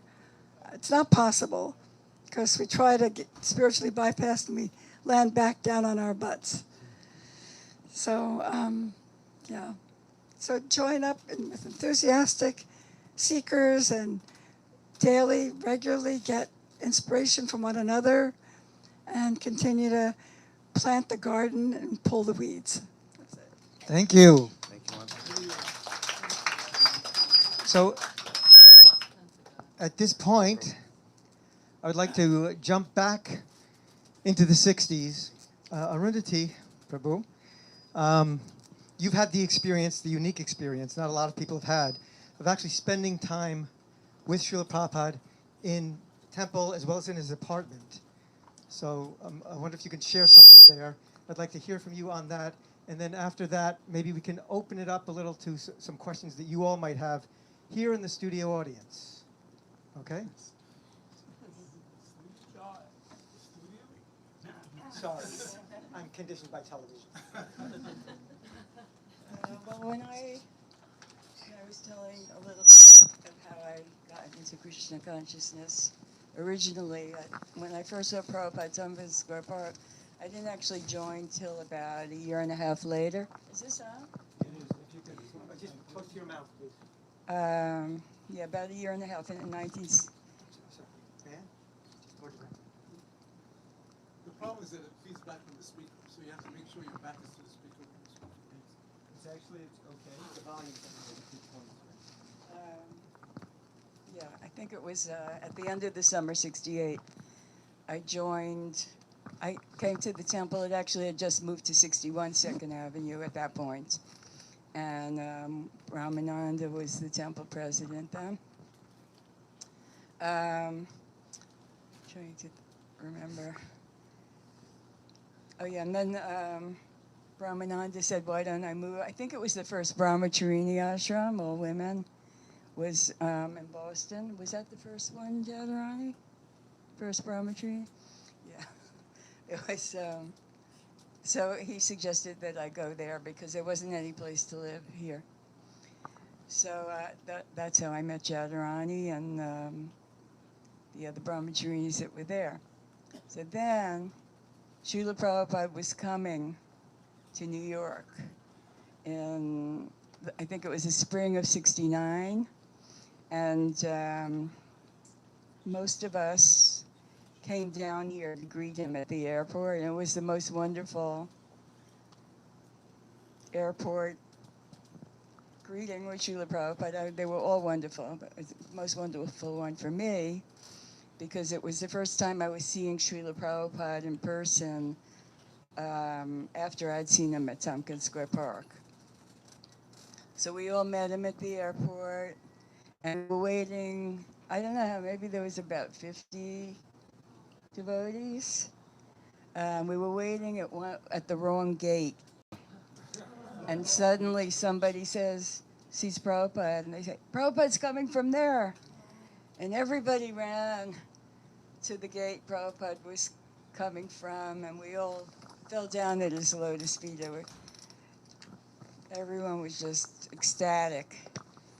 And I, being a fairly new devotee, did not know how long to stay down and offering obeisances. So I don't know, after a minute or I don't know how long, I kind of peeped my head up like that. And Srila Prabhupada was standing right above me. Everybody else was up. Everyone else was standing up. And I peeped my head up and Prabhupada patted my head. And that was super ecstasy. So it's just wonderful. There's actually, you mentioned Damodar before, and Damodar Das made these wonderful early movies, black and white movies. And there's one movie called Guru Deva. If you go to YouTube, and you put in Gurudeva, Srila Prabhupada comes to airport, something like that, you'll get this movie and you'll see and feel the ecstasy that was there. It was really wonderful. So, so then we're here. Well, it was, as I said, we had moved to 61 2nd Avenue. But Srila Prabhupada still had his apartment just behind here. And he would give darshan there. So at the first darshan that I had with him, I was peeking, there's a few devotees around, and I was peeking my head through this window that you could see into his room.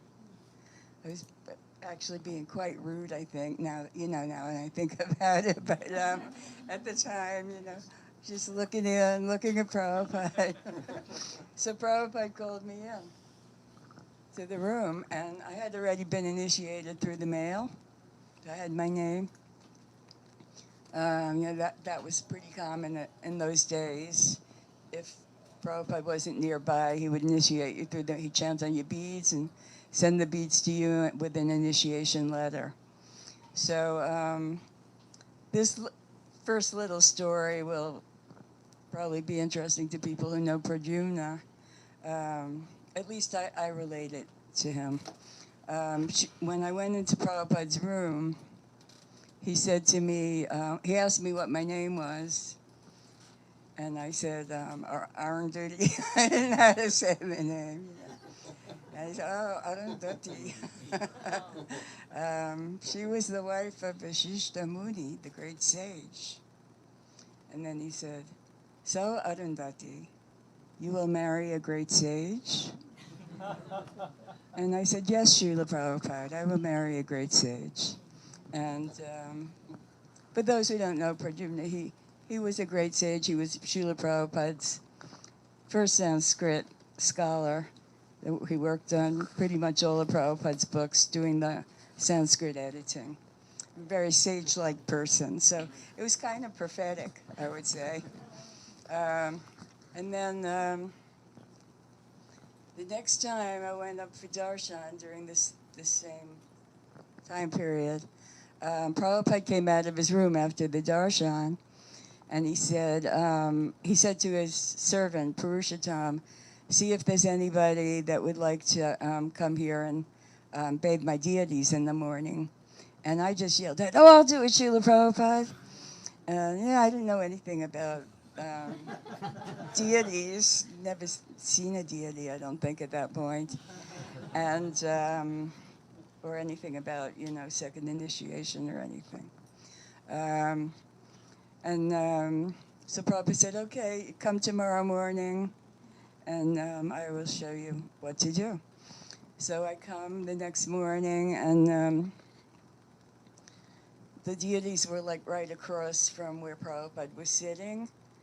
So he came and sat down on the floor, told me to sit down there on the floor, and he had these little, I think maybe they were 6 inches, but I'm not sure, brass Radha Krishna deities. And he had his servant make a paste of, I forget what you call it now. No, before, we had Gopi Chandan, we used Fuller's Earth. Fuller's Earth mixed with lemon juice. And he put that on. He took Srimati Radharani in his hand, and he put the paste on her, and then he took a cloth and rubbed it off and polished her with the cloth. And then he took Krishna, and he handed Krishna to me, and he said, now you do Krishna. And so I, did the same thing, and then after I put the paste on, he said, yes, now polish. And he went back to his seat. So I started polishing Krishna, polishing and polishing. And I started thinking, oh my God, I can't get Krishna shiny enough. And then finally Prabhupada said, yes, that is good. Now you may come every day and do this. So I got to do that service there here at the New York at Prabhupada's apartment. I'm not sure how long he was here, but I think I did it the whole time he was here. And then he came to Boston. I think I was still doing it there in Boston, but I don't remember it that clearly if I was or not. And then eventually he went to Columbus, Ohio. And when he went there, somehow or other his deities got lost. What I had heard was that they were being sent by the mail. Maybe he didn't have enough room in his luggage, I'm not sure. But I heard they got lost in the mail. So this is like maybe a month later after Boston. And oh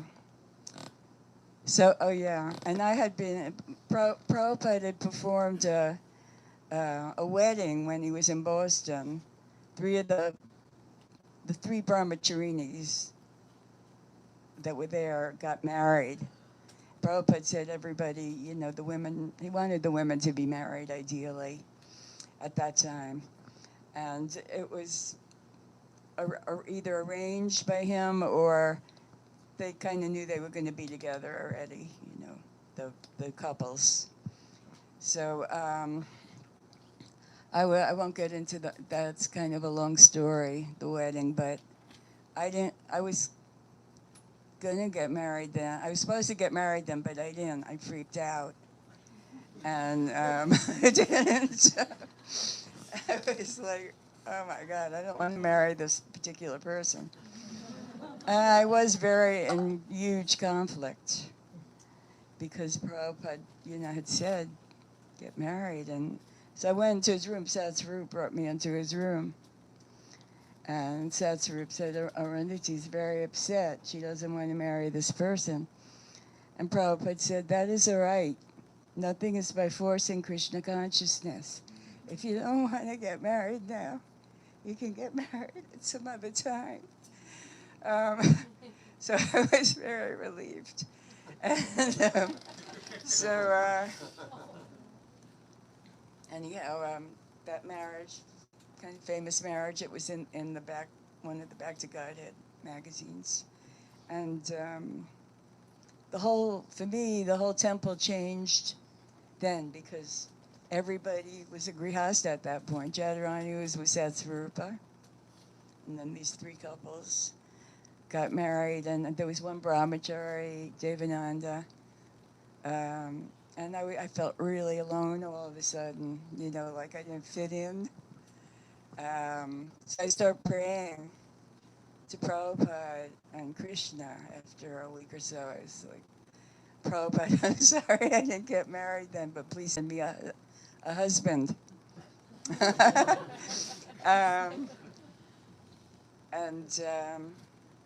I got a call from Prabhupada's servant, again, Purusa. Said, Prabhupada wants to know if you'd like to come to Columbus and marry Pradyumna.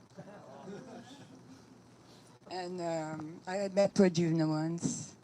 Prabhupada thought that we would be together because we were both working on his books. I was transcribing at that time Prabhupada's tapes, and Pradyumna was his Sanskrit editor.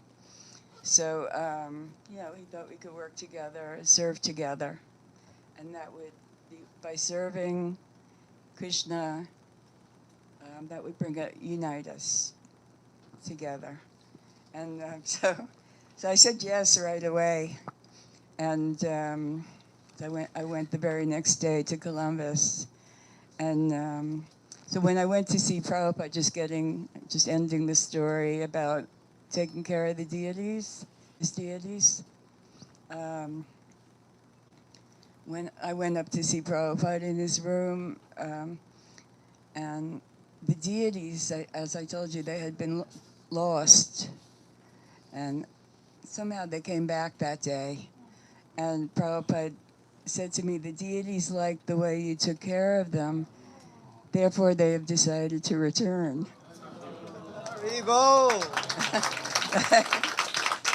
So anyhow, Srila Prabhupada was full of mercy and very kind, and I think he knew. I'm sure he knew what we all needed, you know. So, you know, a lot of people got a lot of heavy stuff from Prabhupada, and which they could take probably a lot better than I would be able to take it. So anyhow, that's my mainly my story about being in Prabhupada's apartments. Yes.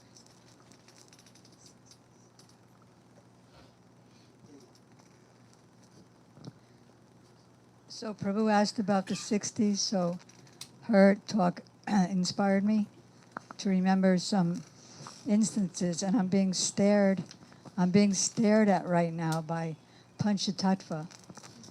So the way Prabhupada started Arati, speaking of deity worship, is that they were the deities in the temple, Panchatattva, and when Govinda and Gursundar, household couple from San Francisco who came back with Prabhupada to New York City, he had them teach us how they do arti in San Francisco. So we would line up in front of this deity, and arti didn't have all the paraphernalia that it has now, but it was just one big tray with one votive candle. It was a Jewish votive candle, and it still had the Hebrew letters all around it. And so devotees would take turns going around a few times and then pass that big tray to the next person online, next person, next person. And meanwhile, the other half of us would be dancing in front of Srila Prabhupada. So those two things were happening simultaneously. So we're hearing how he started different programs that are so developed now, as she with the VBT. Then when Prabhupada used to write letters, sometimes at the very beginning, when he left New York for the first time to go to San Francisco, he wrote us back a few days later with several names on the letter. Myself, Rai Rama, Gargamuni, Brahmananda, and then he gave that letter. And he said, if you are feeling some pain of separation, then you can place it. Don't worry, Krishna will give you strength. But also you can place my photograph on my seat, and that will give you inspiration to serve. So that's how that started. And then sometimes when he would write letters, he would write 4 separate letters on the same page. He did that with Jadurani Swami. In the very beginning, he did it. Like one letter was to me, one letter was to Gargamuni, one letter was to Satsvarup, and then somebody else. And he'd speak to us about different points to each one of us. To me, he wrote,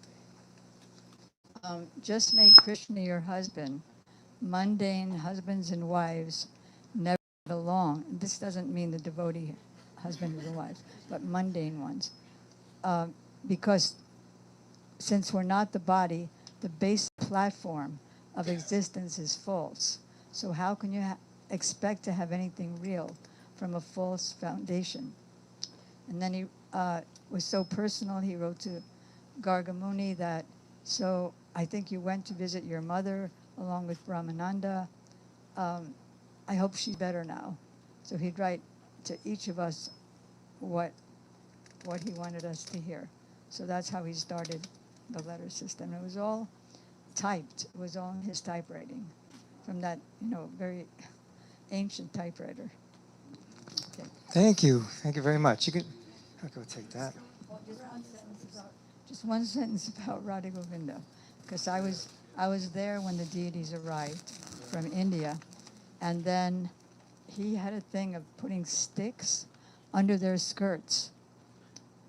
Like later you get all these wires, but in the beginning he said just to put sticks there, and so that they would flare up.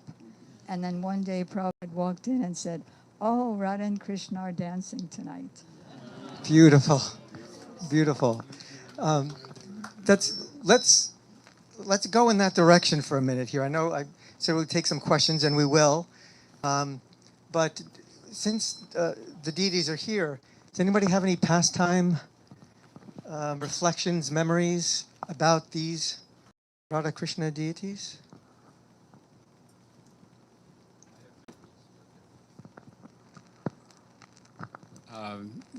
Because I mentioned that when I was initiated with mantra in 1972 when Radha Govinda were installed, then they needed help. They gave me the service of bathing them and dressing them in the morning. And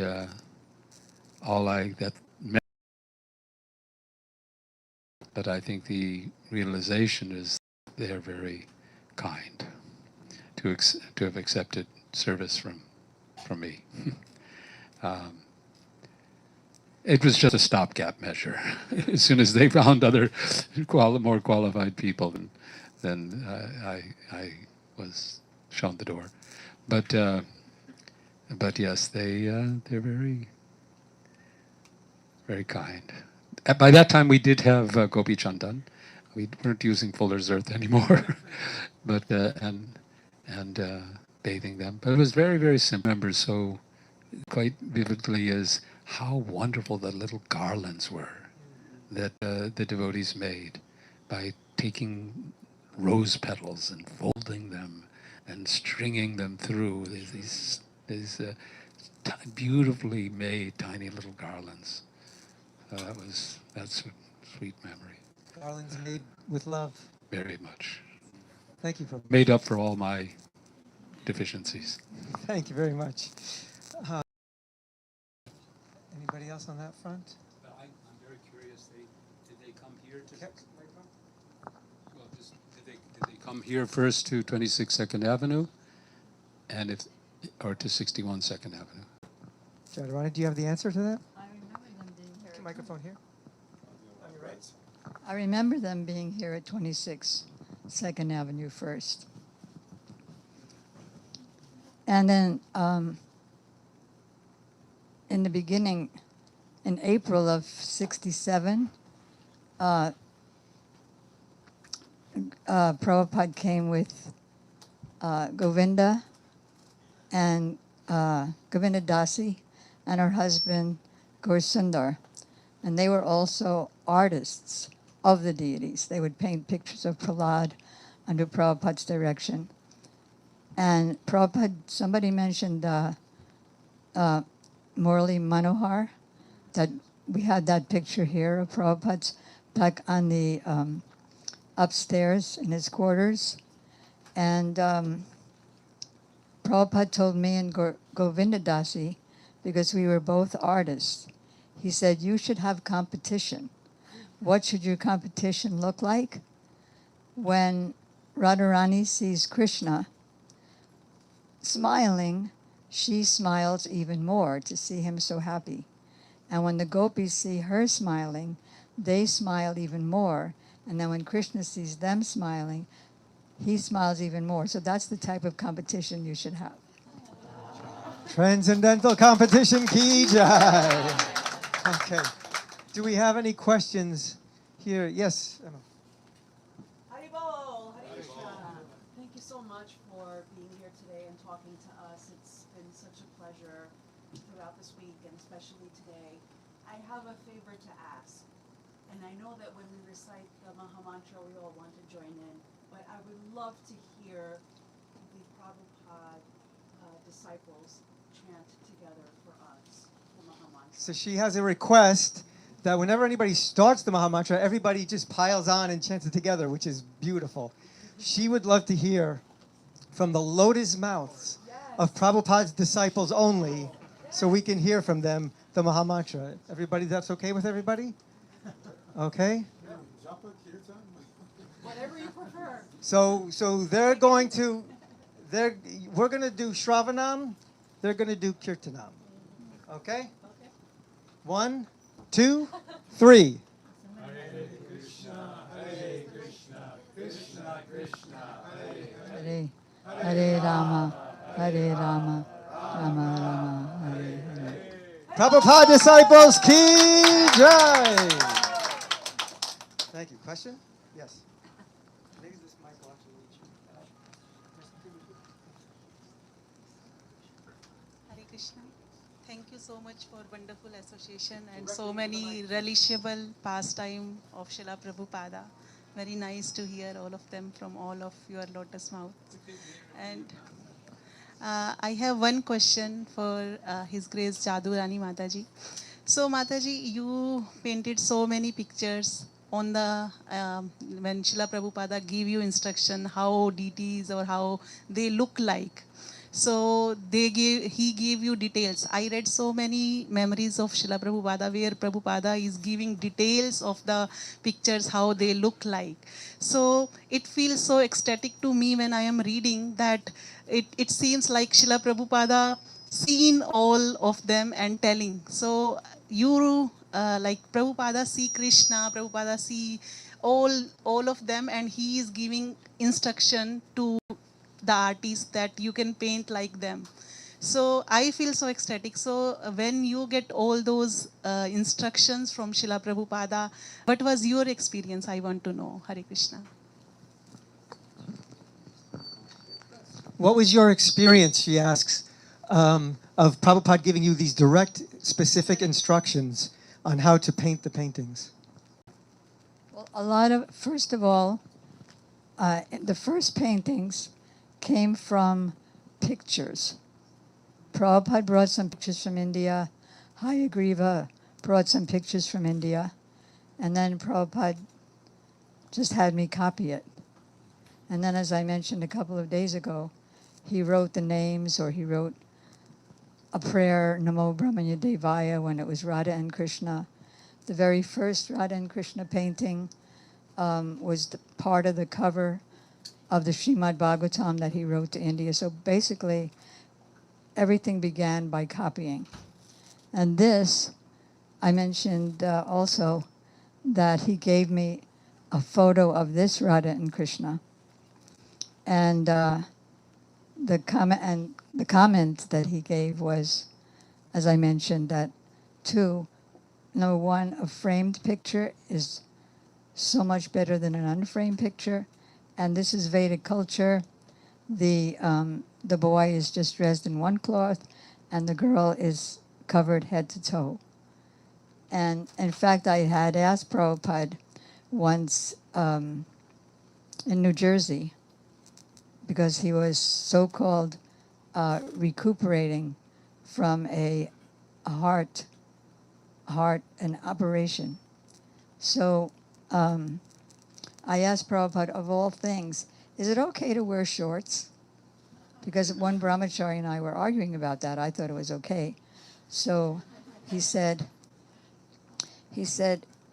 a woman should be so covered that even the sun, S-U-N, cannot see her, and who can hide themselves from the sun. And then he was glorifying the Sikh ladies, where you can only see the eyes and everything else is covered. And he said, you see that picture up there? It was Draupadi. It was an Indian print. And, she's like this, and Dusasan and Duryodhana trying to derobe her. He said, so a woman should be without, sufficient covering. But now everyone's doing that. Anyway, back to the pictures. And this one came from a photo, a Polaroid photo of Prabhupada and Kartamashai. And so there were many of that. Vishnu in the causal ocean, Lord Nrsingadev. But then we had to take reference from his books. The first book being the Krishna book.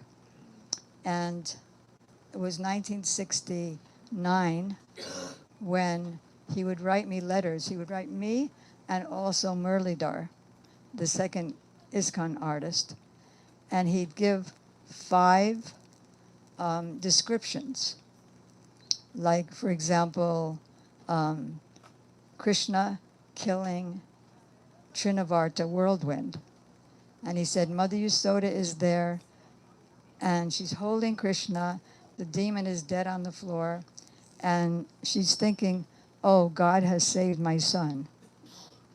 And then also, after the Krishna book, actually, in the Krishna book marathon, he gave a description in his dictaphone. You can even have that now. Anybody who desires, the whole Krishna book is practically recorded because it was previously on dictaphone. And so he told the story of Nanda Maharaj taking bath too early in the Jamuna. And so the servants of Varunadev arrested him. And so he was down there in the Jamuna. And so I asked, and then Krishna came to save him. And then Varuna was glorifying that now my life is complete, I have your darshan. So we'd asked Prabhupada so many questions, so many detailed descriptions on how to do everything came from his letters. So like I asked, neophyte as I was, all right, so what does Varuna look like? Is he blue like water? Does he look like a big fish? And Prabhupada would write back that no, he looks like a very beautiful demigod with ornaments and a helmet. And then, what to speak of the personified Vedas, forget about that. So that was, Yeah, they books with legs coming out of them and arms coming out of them, since they were personified Vedas. He said, no, they're demigods. Some of them have beards with top knots. Some of them have shaved heads. So many descriptions of what everything looks like came from letters. And there is a Prabhupada's letters book that I think the BBT printed, so you can get all those nice details. Also, in my memoir, I have, I think, practically all of his letters describing what everything looks like. One time, somebody made Krishna on the way to be black, like very dark blue, and Prabhupada said, no, he should be light blue, like a fresh rain cloud. So those kinds of descriptions. Oh, yeah. Another one came live. I think I might have told this a couple of days ago. He wanted a painting of Lord Nrsingadev, and so he brought me over to his wall where he had the dasa avatars, dasa avatars or lila avatars. And there was Vishnu in the causal ocean in the middle, and then the dasa avatars around. And so then he said, just paint that, Lord Nrsingadev. So Prabhupada posed for it. He went like that, and you could practically see the long nails coming out of his fingers because the Lord is manifest in his heart. And then he had his Gargamuni and Brahmananda posing for Nrsingadev and Hiranyakashipu, the ripping. One of them sprawled over the other's chest. And that's how he did that. And then he came in the room while I was working and almost finished, and he said, put blood everywhere. Because if God is not ferocious, then where does ferocity come from? Okay. Thank you very much. Thank you.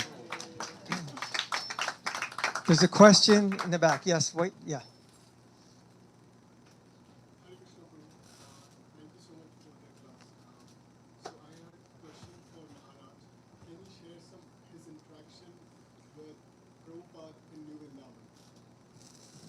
For Maharaj, can you share some something from your interaction with Prabhupada in New Vrindavan?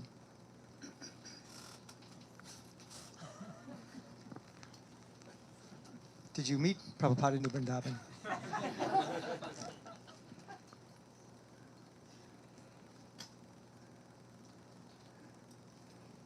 Just being in his presence was overwhelming. Okay, Maharaj simply says, just being in his presence was overwhelming. Thank you. Yes. This is so special. I just want to offer my Dandavad Pranam to each and every one of you. so special to be in this room right now with all of you. And I want to ask that how was it, if any of you had the experience of being with Srila Prabhupada in Vrindavan, and what was that like to go from this world to that world? Of course, being with Srila Prabhupada is the experience of being in Vrindavan, but what was it like to be in Vrindavan with Srila Prabhupada, to do Braj Mandal Parikrama with him? And that's my question. Thank you.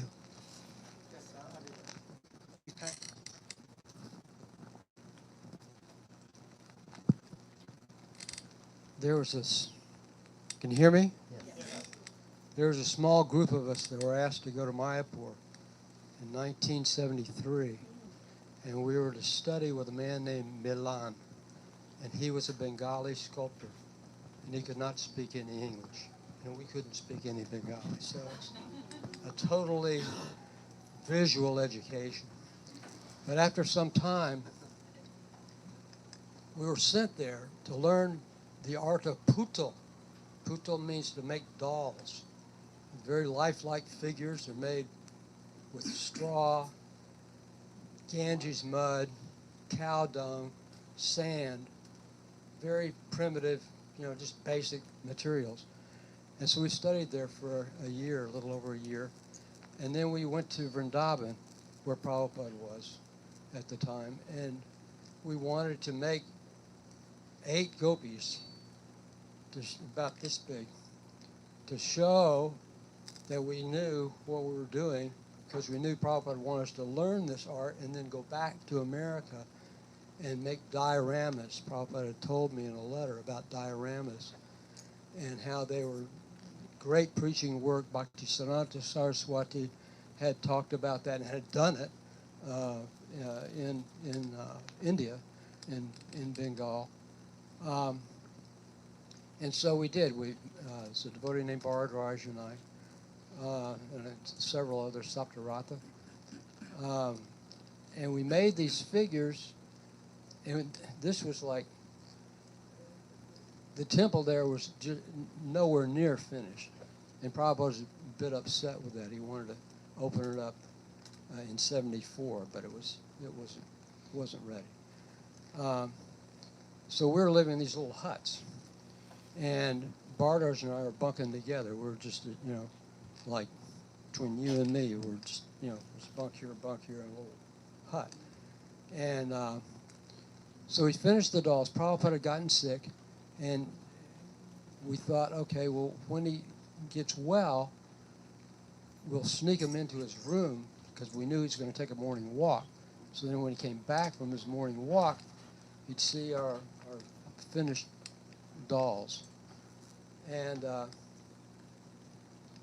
so that happened.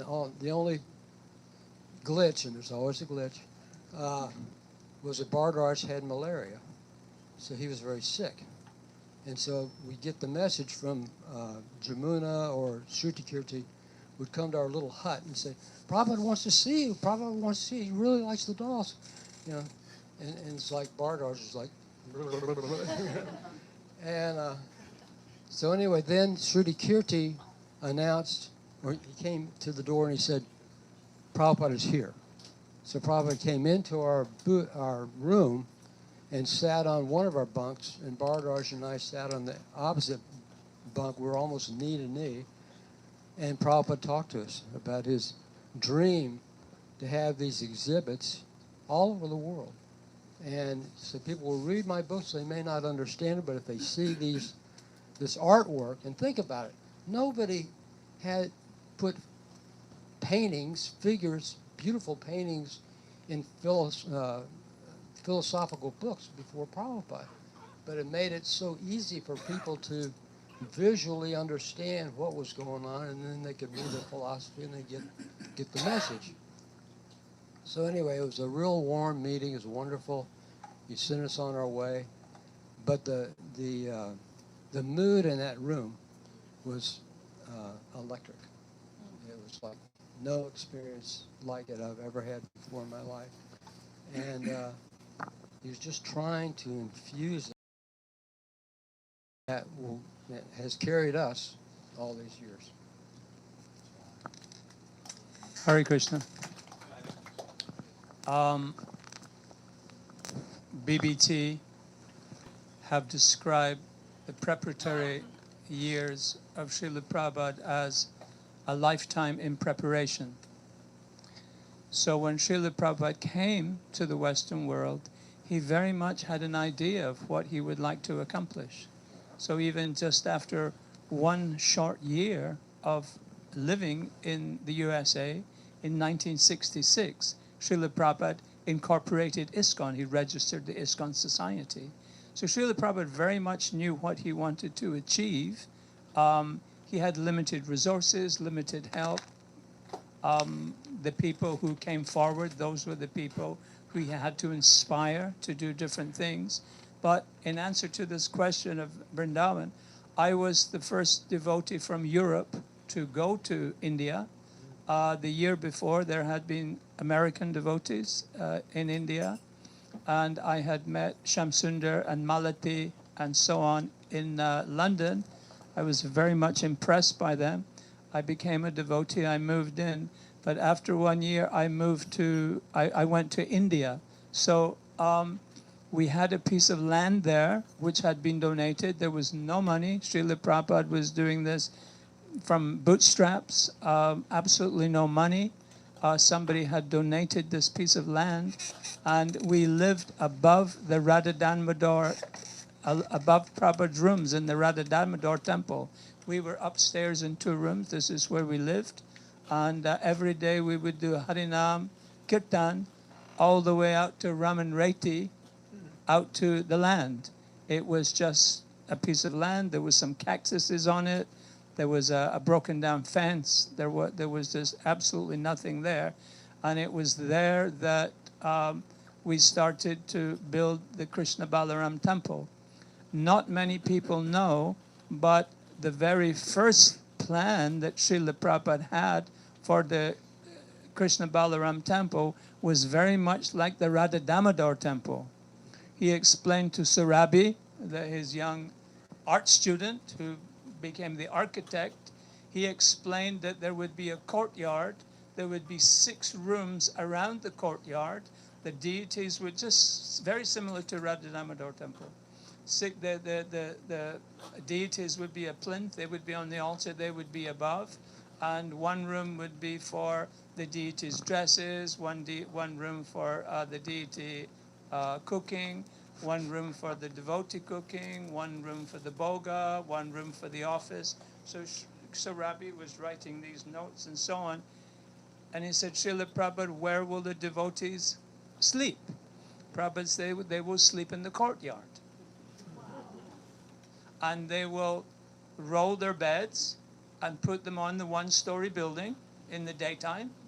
And then just very much like the ashram which is behind, there's an Arisan ashram which is behind the Krishna Balaram guest house. And this is how they lived. This was you just sleep on the floor, you get up in the morning, you put your bed away, you do the programs, you do seva and take prasad. And so this was the thing. And it wasn't until Guru Kripa Prabhu started to arrange huge amounts of money to come in from Japan. Prabhupada immediately, he called Sarab, no, we're going to have a guest house. And he changed it. And then when Prabhupada was realizing the amount that was coming in, he designed what we see today. And the only thing that was different was that Sarabi Prabhu squeezed in between the guest house and the temple. He squeezed in Srila Prabhupada's house. He wanted to make a house. So Prabhupada had not specified a house, and he squeezed in this house. So it was just, Srila Prabhupada spent about 6 months a year in India, and he would come, he would do his tour, he would come, and then he would give the next direction about what should be done both in Vrindavan and in Mayapur. So and one thing that I noticed, that Srila Prabhupada, he had me do the purchasing. So he told me to buy 10% from the local people and to buy 90% from the wholesale markets in Delhi. So this is how I got to know Delhi, got to know the wholesale markets. So Srila Prabhupada, he very much, what he wanted was that there would be a facility in India so the Western devotees could come and get inspired. They would be inspired. Prabhupada used the phrase to recharge their batteries, to go out back to the Western countries and preach. So all of you, everyone, should go to Vrindavan for inspiration. And I suggest to get the most inspiration, you go to Radhanath Maharaj's eco-village, where he has made the original village of Vrindavan with all of the original Goswami temples, everything built to scale. And to go there, I have never been. I'm inviting myself also to go. But they say this is the most wonderful thing you have ever seen. And you get of the real Vrindavan through the vision of Srila Radhanath Maharaj. But Srila Prabhupada wanted all of us to get recharged in India and to come back to the Western countries to preach. So the formula has always been become Krishna conscious and give Krishna consciousness to others. So when we were first in India, the first temple we built was the Hyderabad temple, then the Vrindavan temple, then the Mumbai temple, and the Mayapur temple has been a work in progress for many decades because it's so huge. And those were the original temples. And Srila Prabhupada, he started Mayapur Vrindavan Trust, MVT. And what he did, eventually when Srila Prabhupada passed away, there was $1.2 million in this trust. And this was personal money that people had given to Prabhupada as gifts. And when he got some disciples, like he made the GBC in 1972, he explained that this money is there if ever we should lose our charity status in India, then this money is there to ensure that the deity worship can go on. In other words, Prabhupada set up an insurance company. And he also used this insurance company as a bank. So people would borrow from this. For example, when the first Spanish BBT manuscript was printed, they came to Vrindavan, they were very excited. We've printed in Spanish. Prabhupada said, okay, we should do 5,000 volumes. Now you get a local quote, how much this will cost. We'll compare this with Dynapon in India. And so Prabhupada was, and people were returning. So Prabhupada, he had a bank. And that he did it like this in order to spread Krishna consciousness everywhere.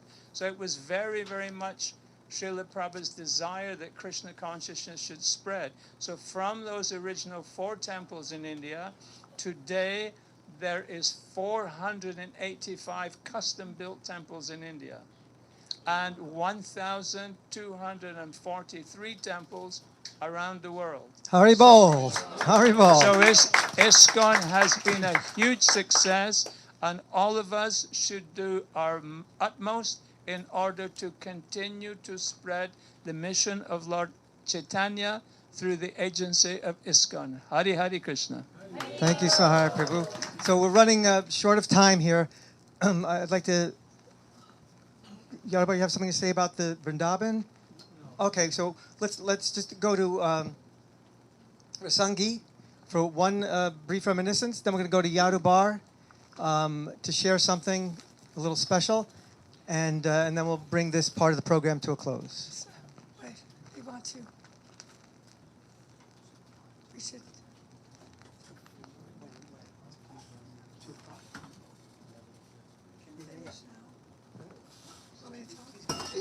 So I've been requested to tell this little story about my experience in Vrindavan with Srila Prabhupada. And it was 1977. Remember I mentioned that I was part of the Integral Yoga Society. And Alice Coltrane was also a member of that. She was like a big shot, though.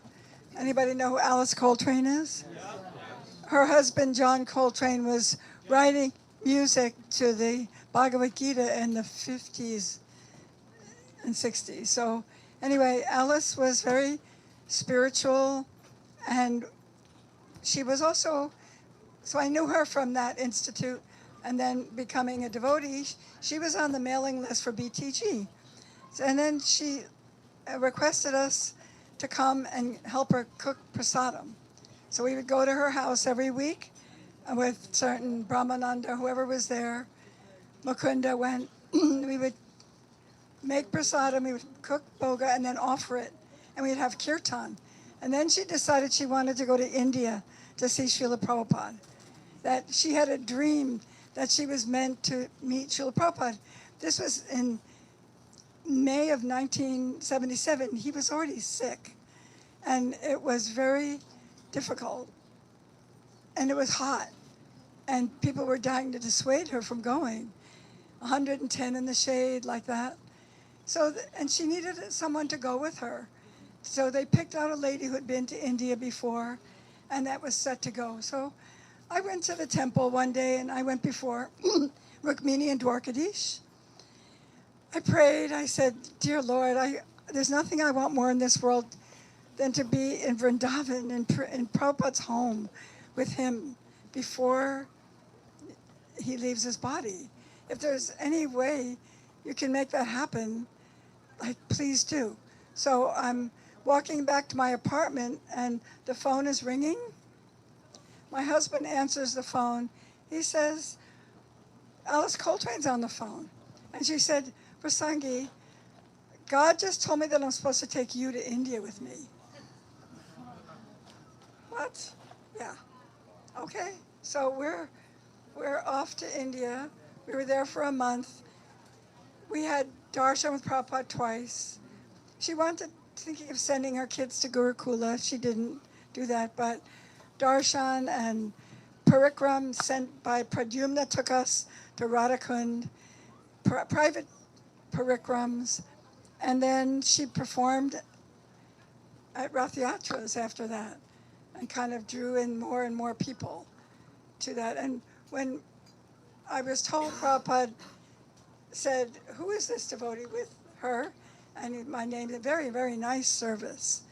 I didn't see it as service. I saw it as total mercy. There was nothing I could have done to deserve that, but Krishna made it happen. Thank you so much. If you pass the microphone this way.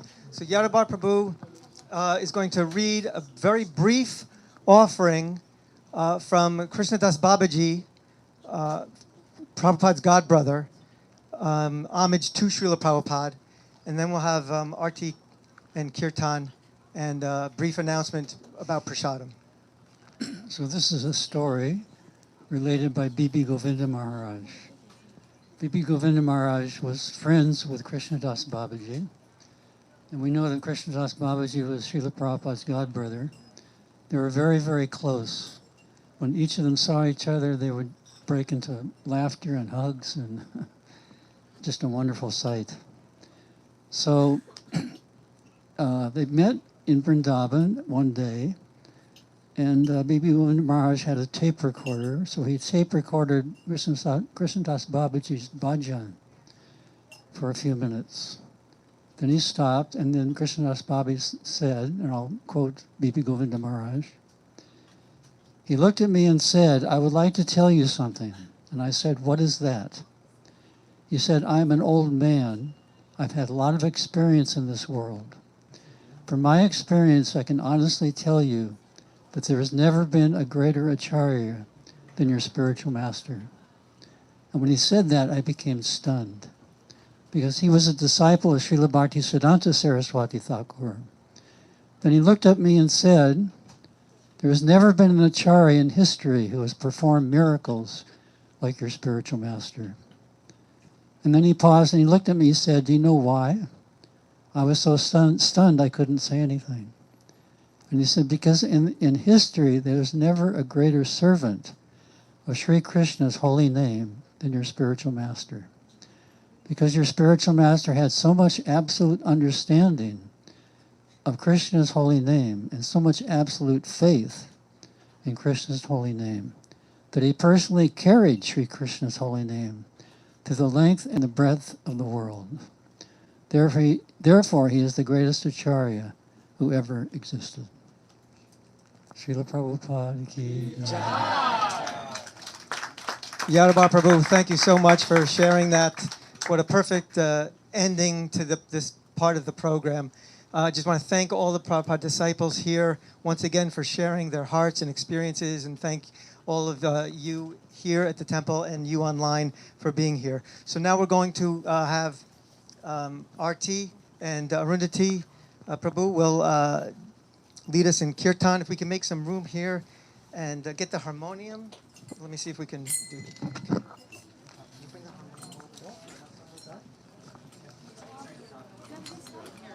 Thank you.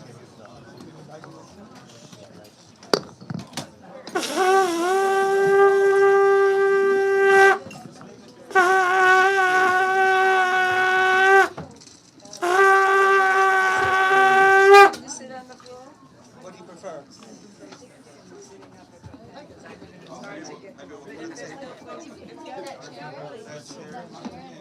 Will it? Won't quite fit. Elevated, no? Let's see. A table. Oh, a table, small table. We can afford it. A little bit more room here.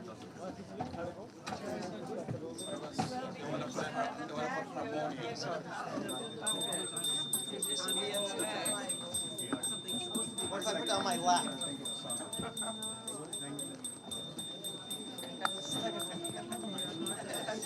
Want to sit in a chair? We'll get a chair. Two chairs. You can fit two chairs. He has to sit on the chair and hold it, otherwise he can't hold it. You bring that chair this one like this, and we're going to put the harmonium in the middle. It was a bit tight.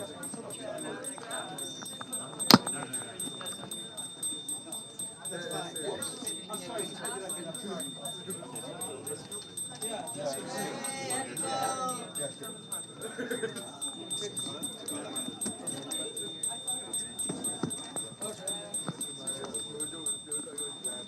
On this side.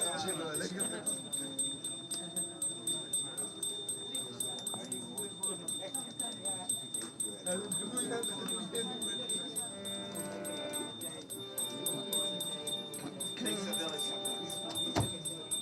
Namo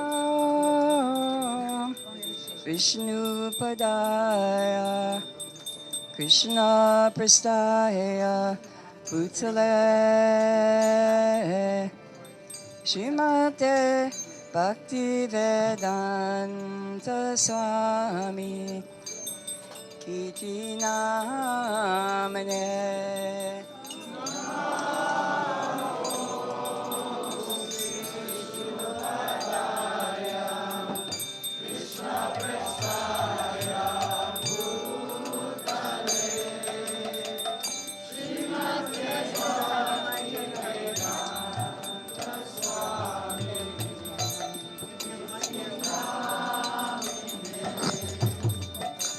Namaste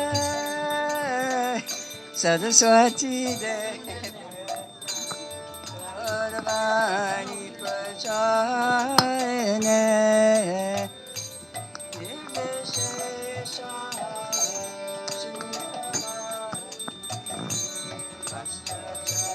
Keshatarine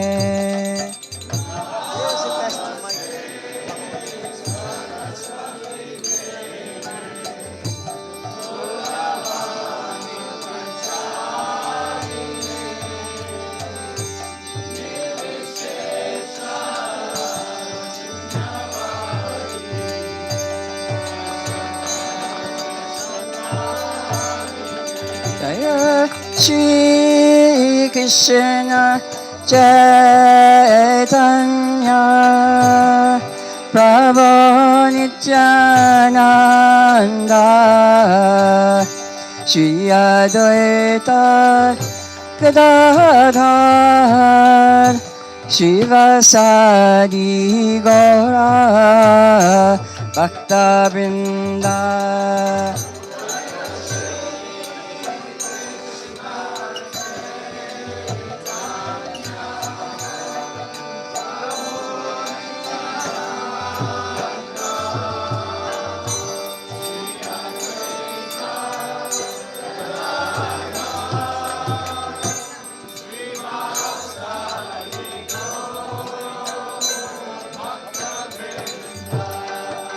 Jaya Shri Krishna Chaitanya Prabhu Nityananda Shri Advaita Gadadhar Shivasadi Gaura Bhakta Vrinda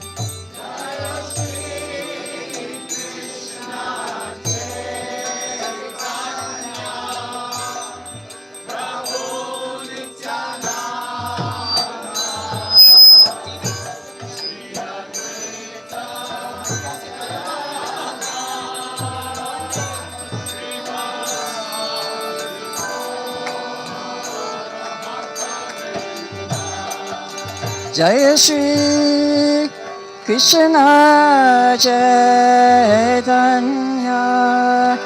Prabhu Nityananda Shri Advaita Gadadhar Shivasadi Gaur Bhakta Vrinda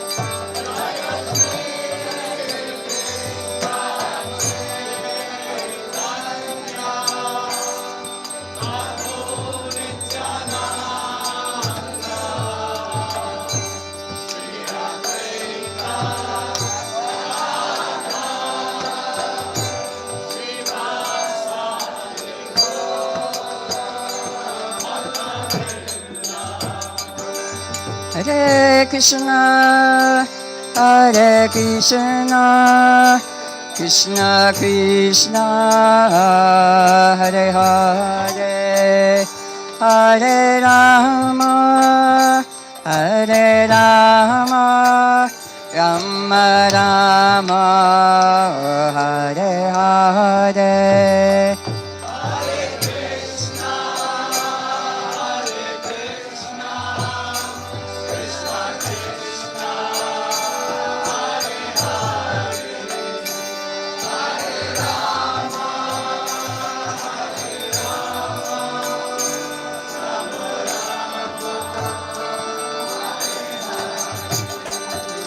Hare Krishna, Hare Krishna, Krishna Krishna, Hare Hare, Hare Rama, Hare Rama, Rama Rama, Hare Hare.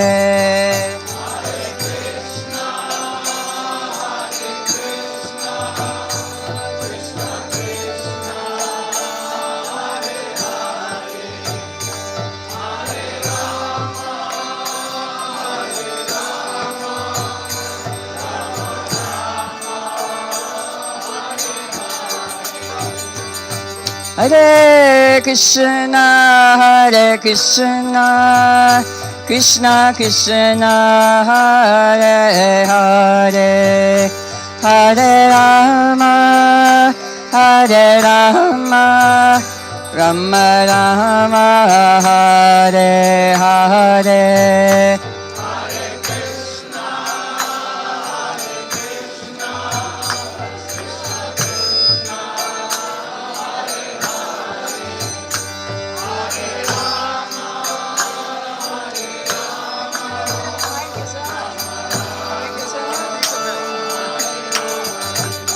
Hare Krishna, Hare Krishna, Krishna Krishna, Hare Hare, Hare Rama, Hare Rama, Rama Rama, Hare Hare. Haribo!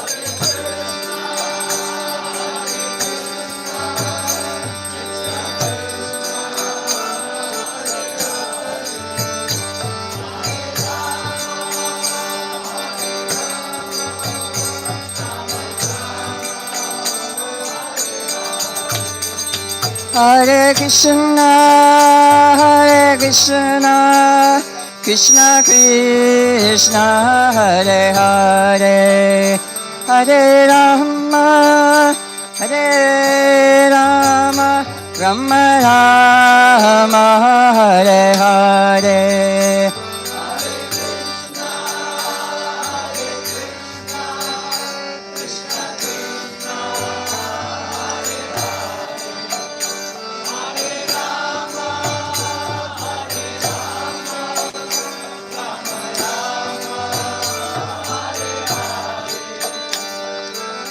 Hare Krishna, Krishna Krishna, Hare Hare, Hare Ram, Ram Ram, Hare Hare, Hare.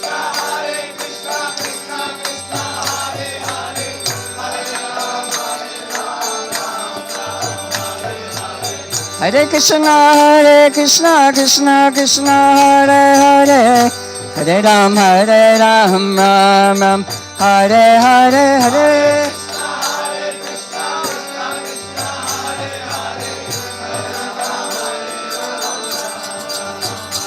Hare Krishna, Krishna Krishna, Hare Hare, Hare Ram, Ram Ram, Hare Hare.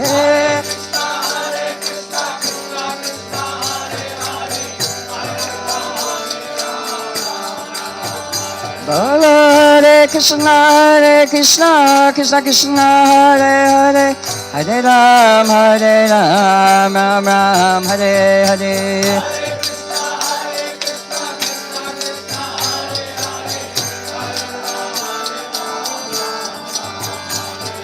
Hare Krishna, Krishna Krishna, Hare Hare, Hare Ram, Ram Ram, Hare Hare.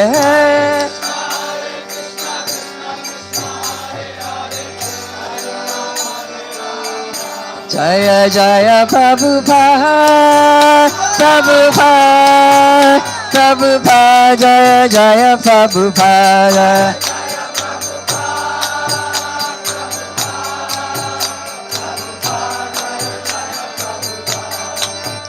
Prabhupada, Prabhupada, Jaya Jaya Prabhupada.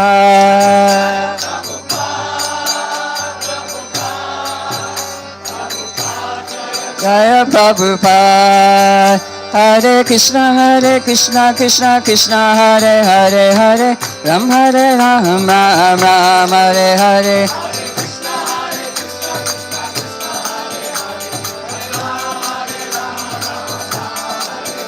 Hare Krishna, Krishna Krishna, Hare Hare, Hare Ram, Ram Ram, Hare Hare.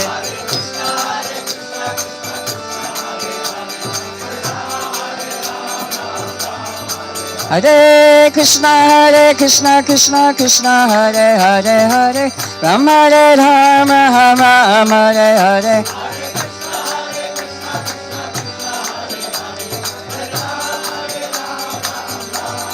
Hare Krishna, Krishna Krishna, Hare Hare, Hare Ram, Ram Hare Hare.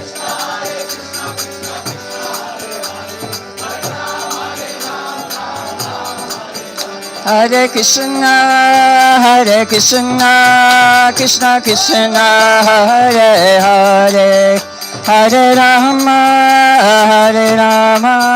Rama Rama, Hare Hare.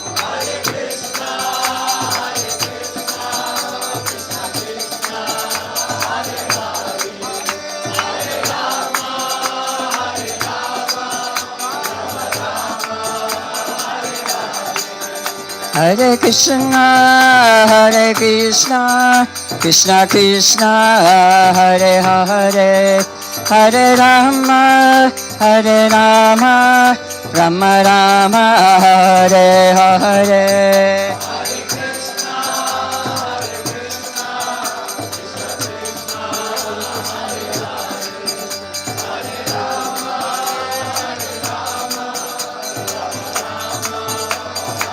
Nitai Gaur Hari Bol,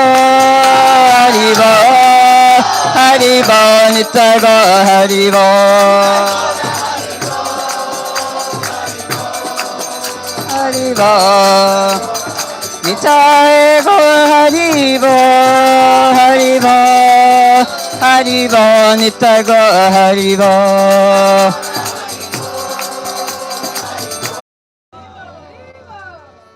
Prabhupada disciples ki jai. Arundati Prabhu ki jai. ISKCON 60 ki jai. 22nd Avenue ki jai. Srila Prabhupada ki jai. Srila Prabhupada ki jai. Srila Prabhupada ki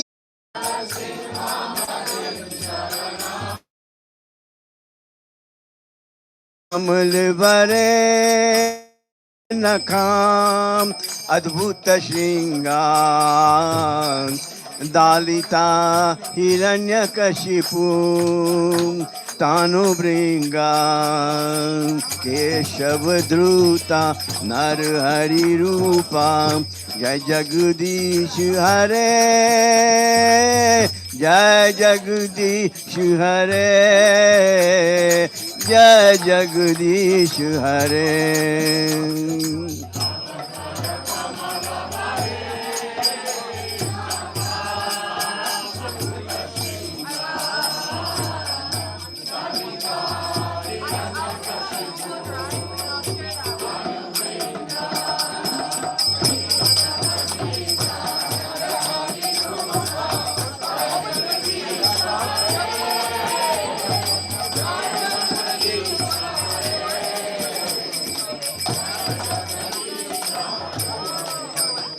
जय नरसिंहदेव नरसिंहदेव नरसिंहदेव जय नरसिंहदेव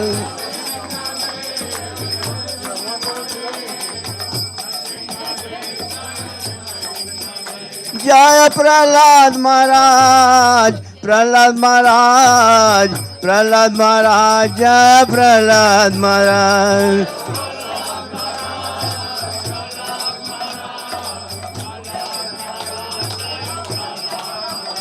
नरसिंह देव भगवान की भक्त प्रहलाद महाराज की श्री श्री राधा गोविंद देव की श्रील प्रभुपाद की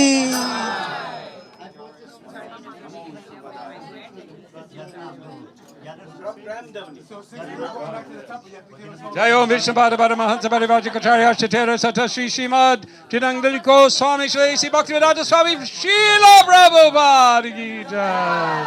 Jai Jai Nitai Gaur Premanandi Samaveta Bhaktivinoda Ki Jai. Jai Srila Prabhupada Ki Jai. ISKCON Founder Acharya Srila Prabhupada Ki Jai. Hare Krishna, thank you. Excuse me, thank you very much. So we'd like to thank the devotees from Radha Govinda Mandir in Brooklyn for bringing over Radha and Krishna and Prabhupada's shoes. And we would like to reciprocate with you by offering you some Maha Prashadam from, is it Radha Murlidhar? From Sri Sri Radha Murlidhar Bhakti Center. Jani Tai is doing right now. Thank you, Prabhu. Thank you. Hare Krishna.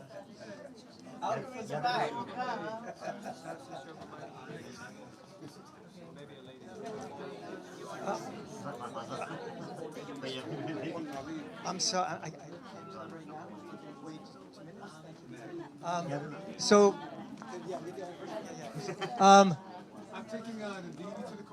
so okay. So we're gonna take prashadam in a minute. I just want to let you know that if I could just have your attention for a minute. I don't even know. Okay. Haribol. So we are trying to present these. Hare Krishna. Hare Krishna. If I could just have your attention momentarily.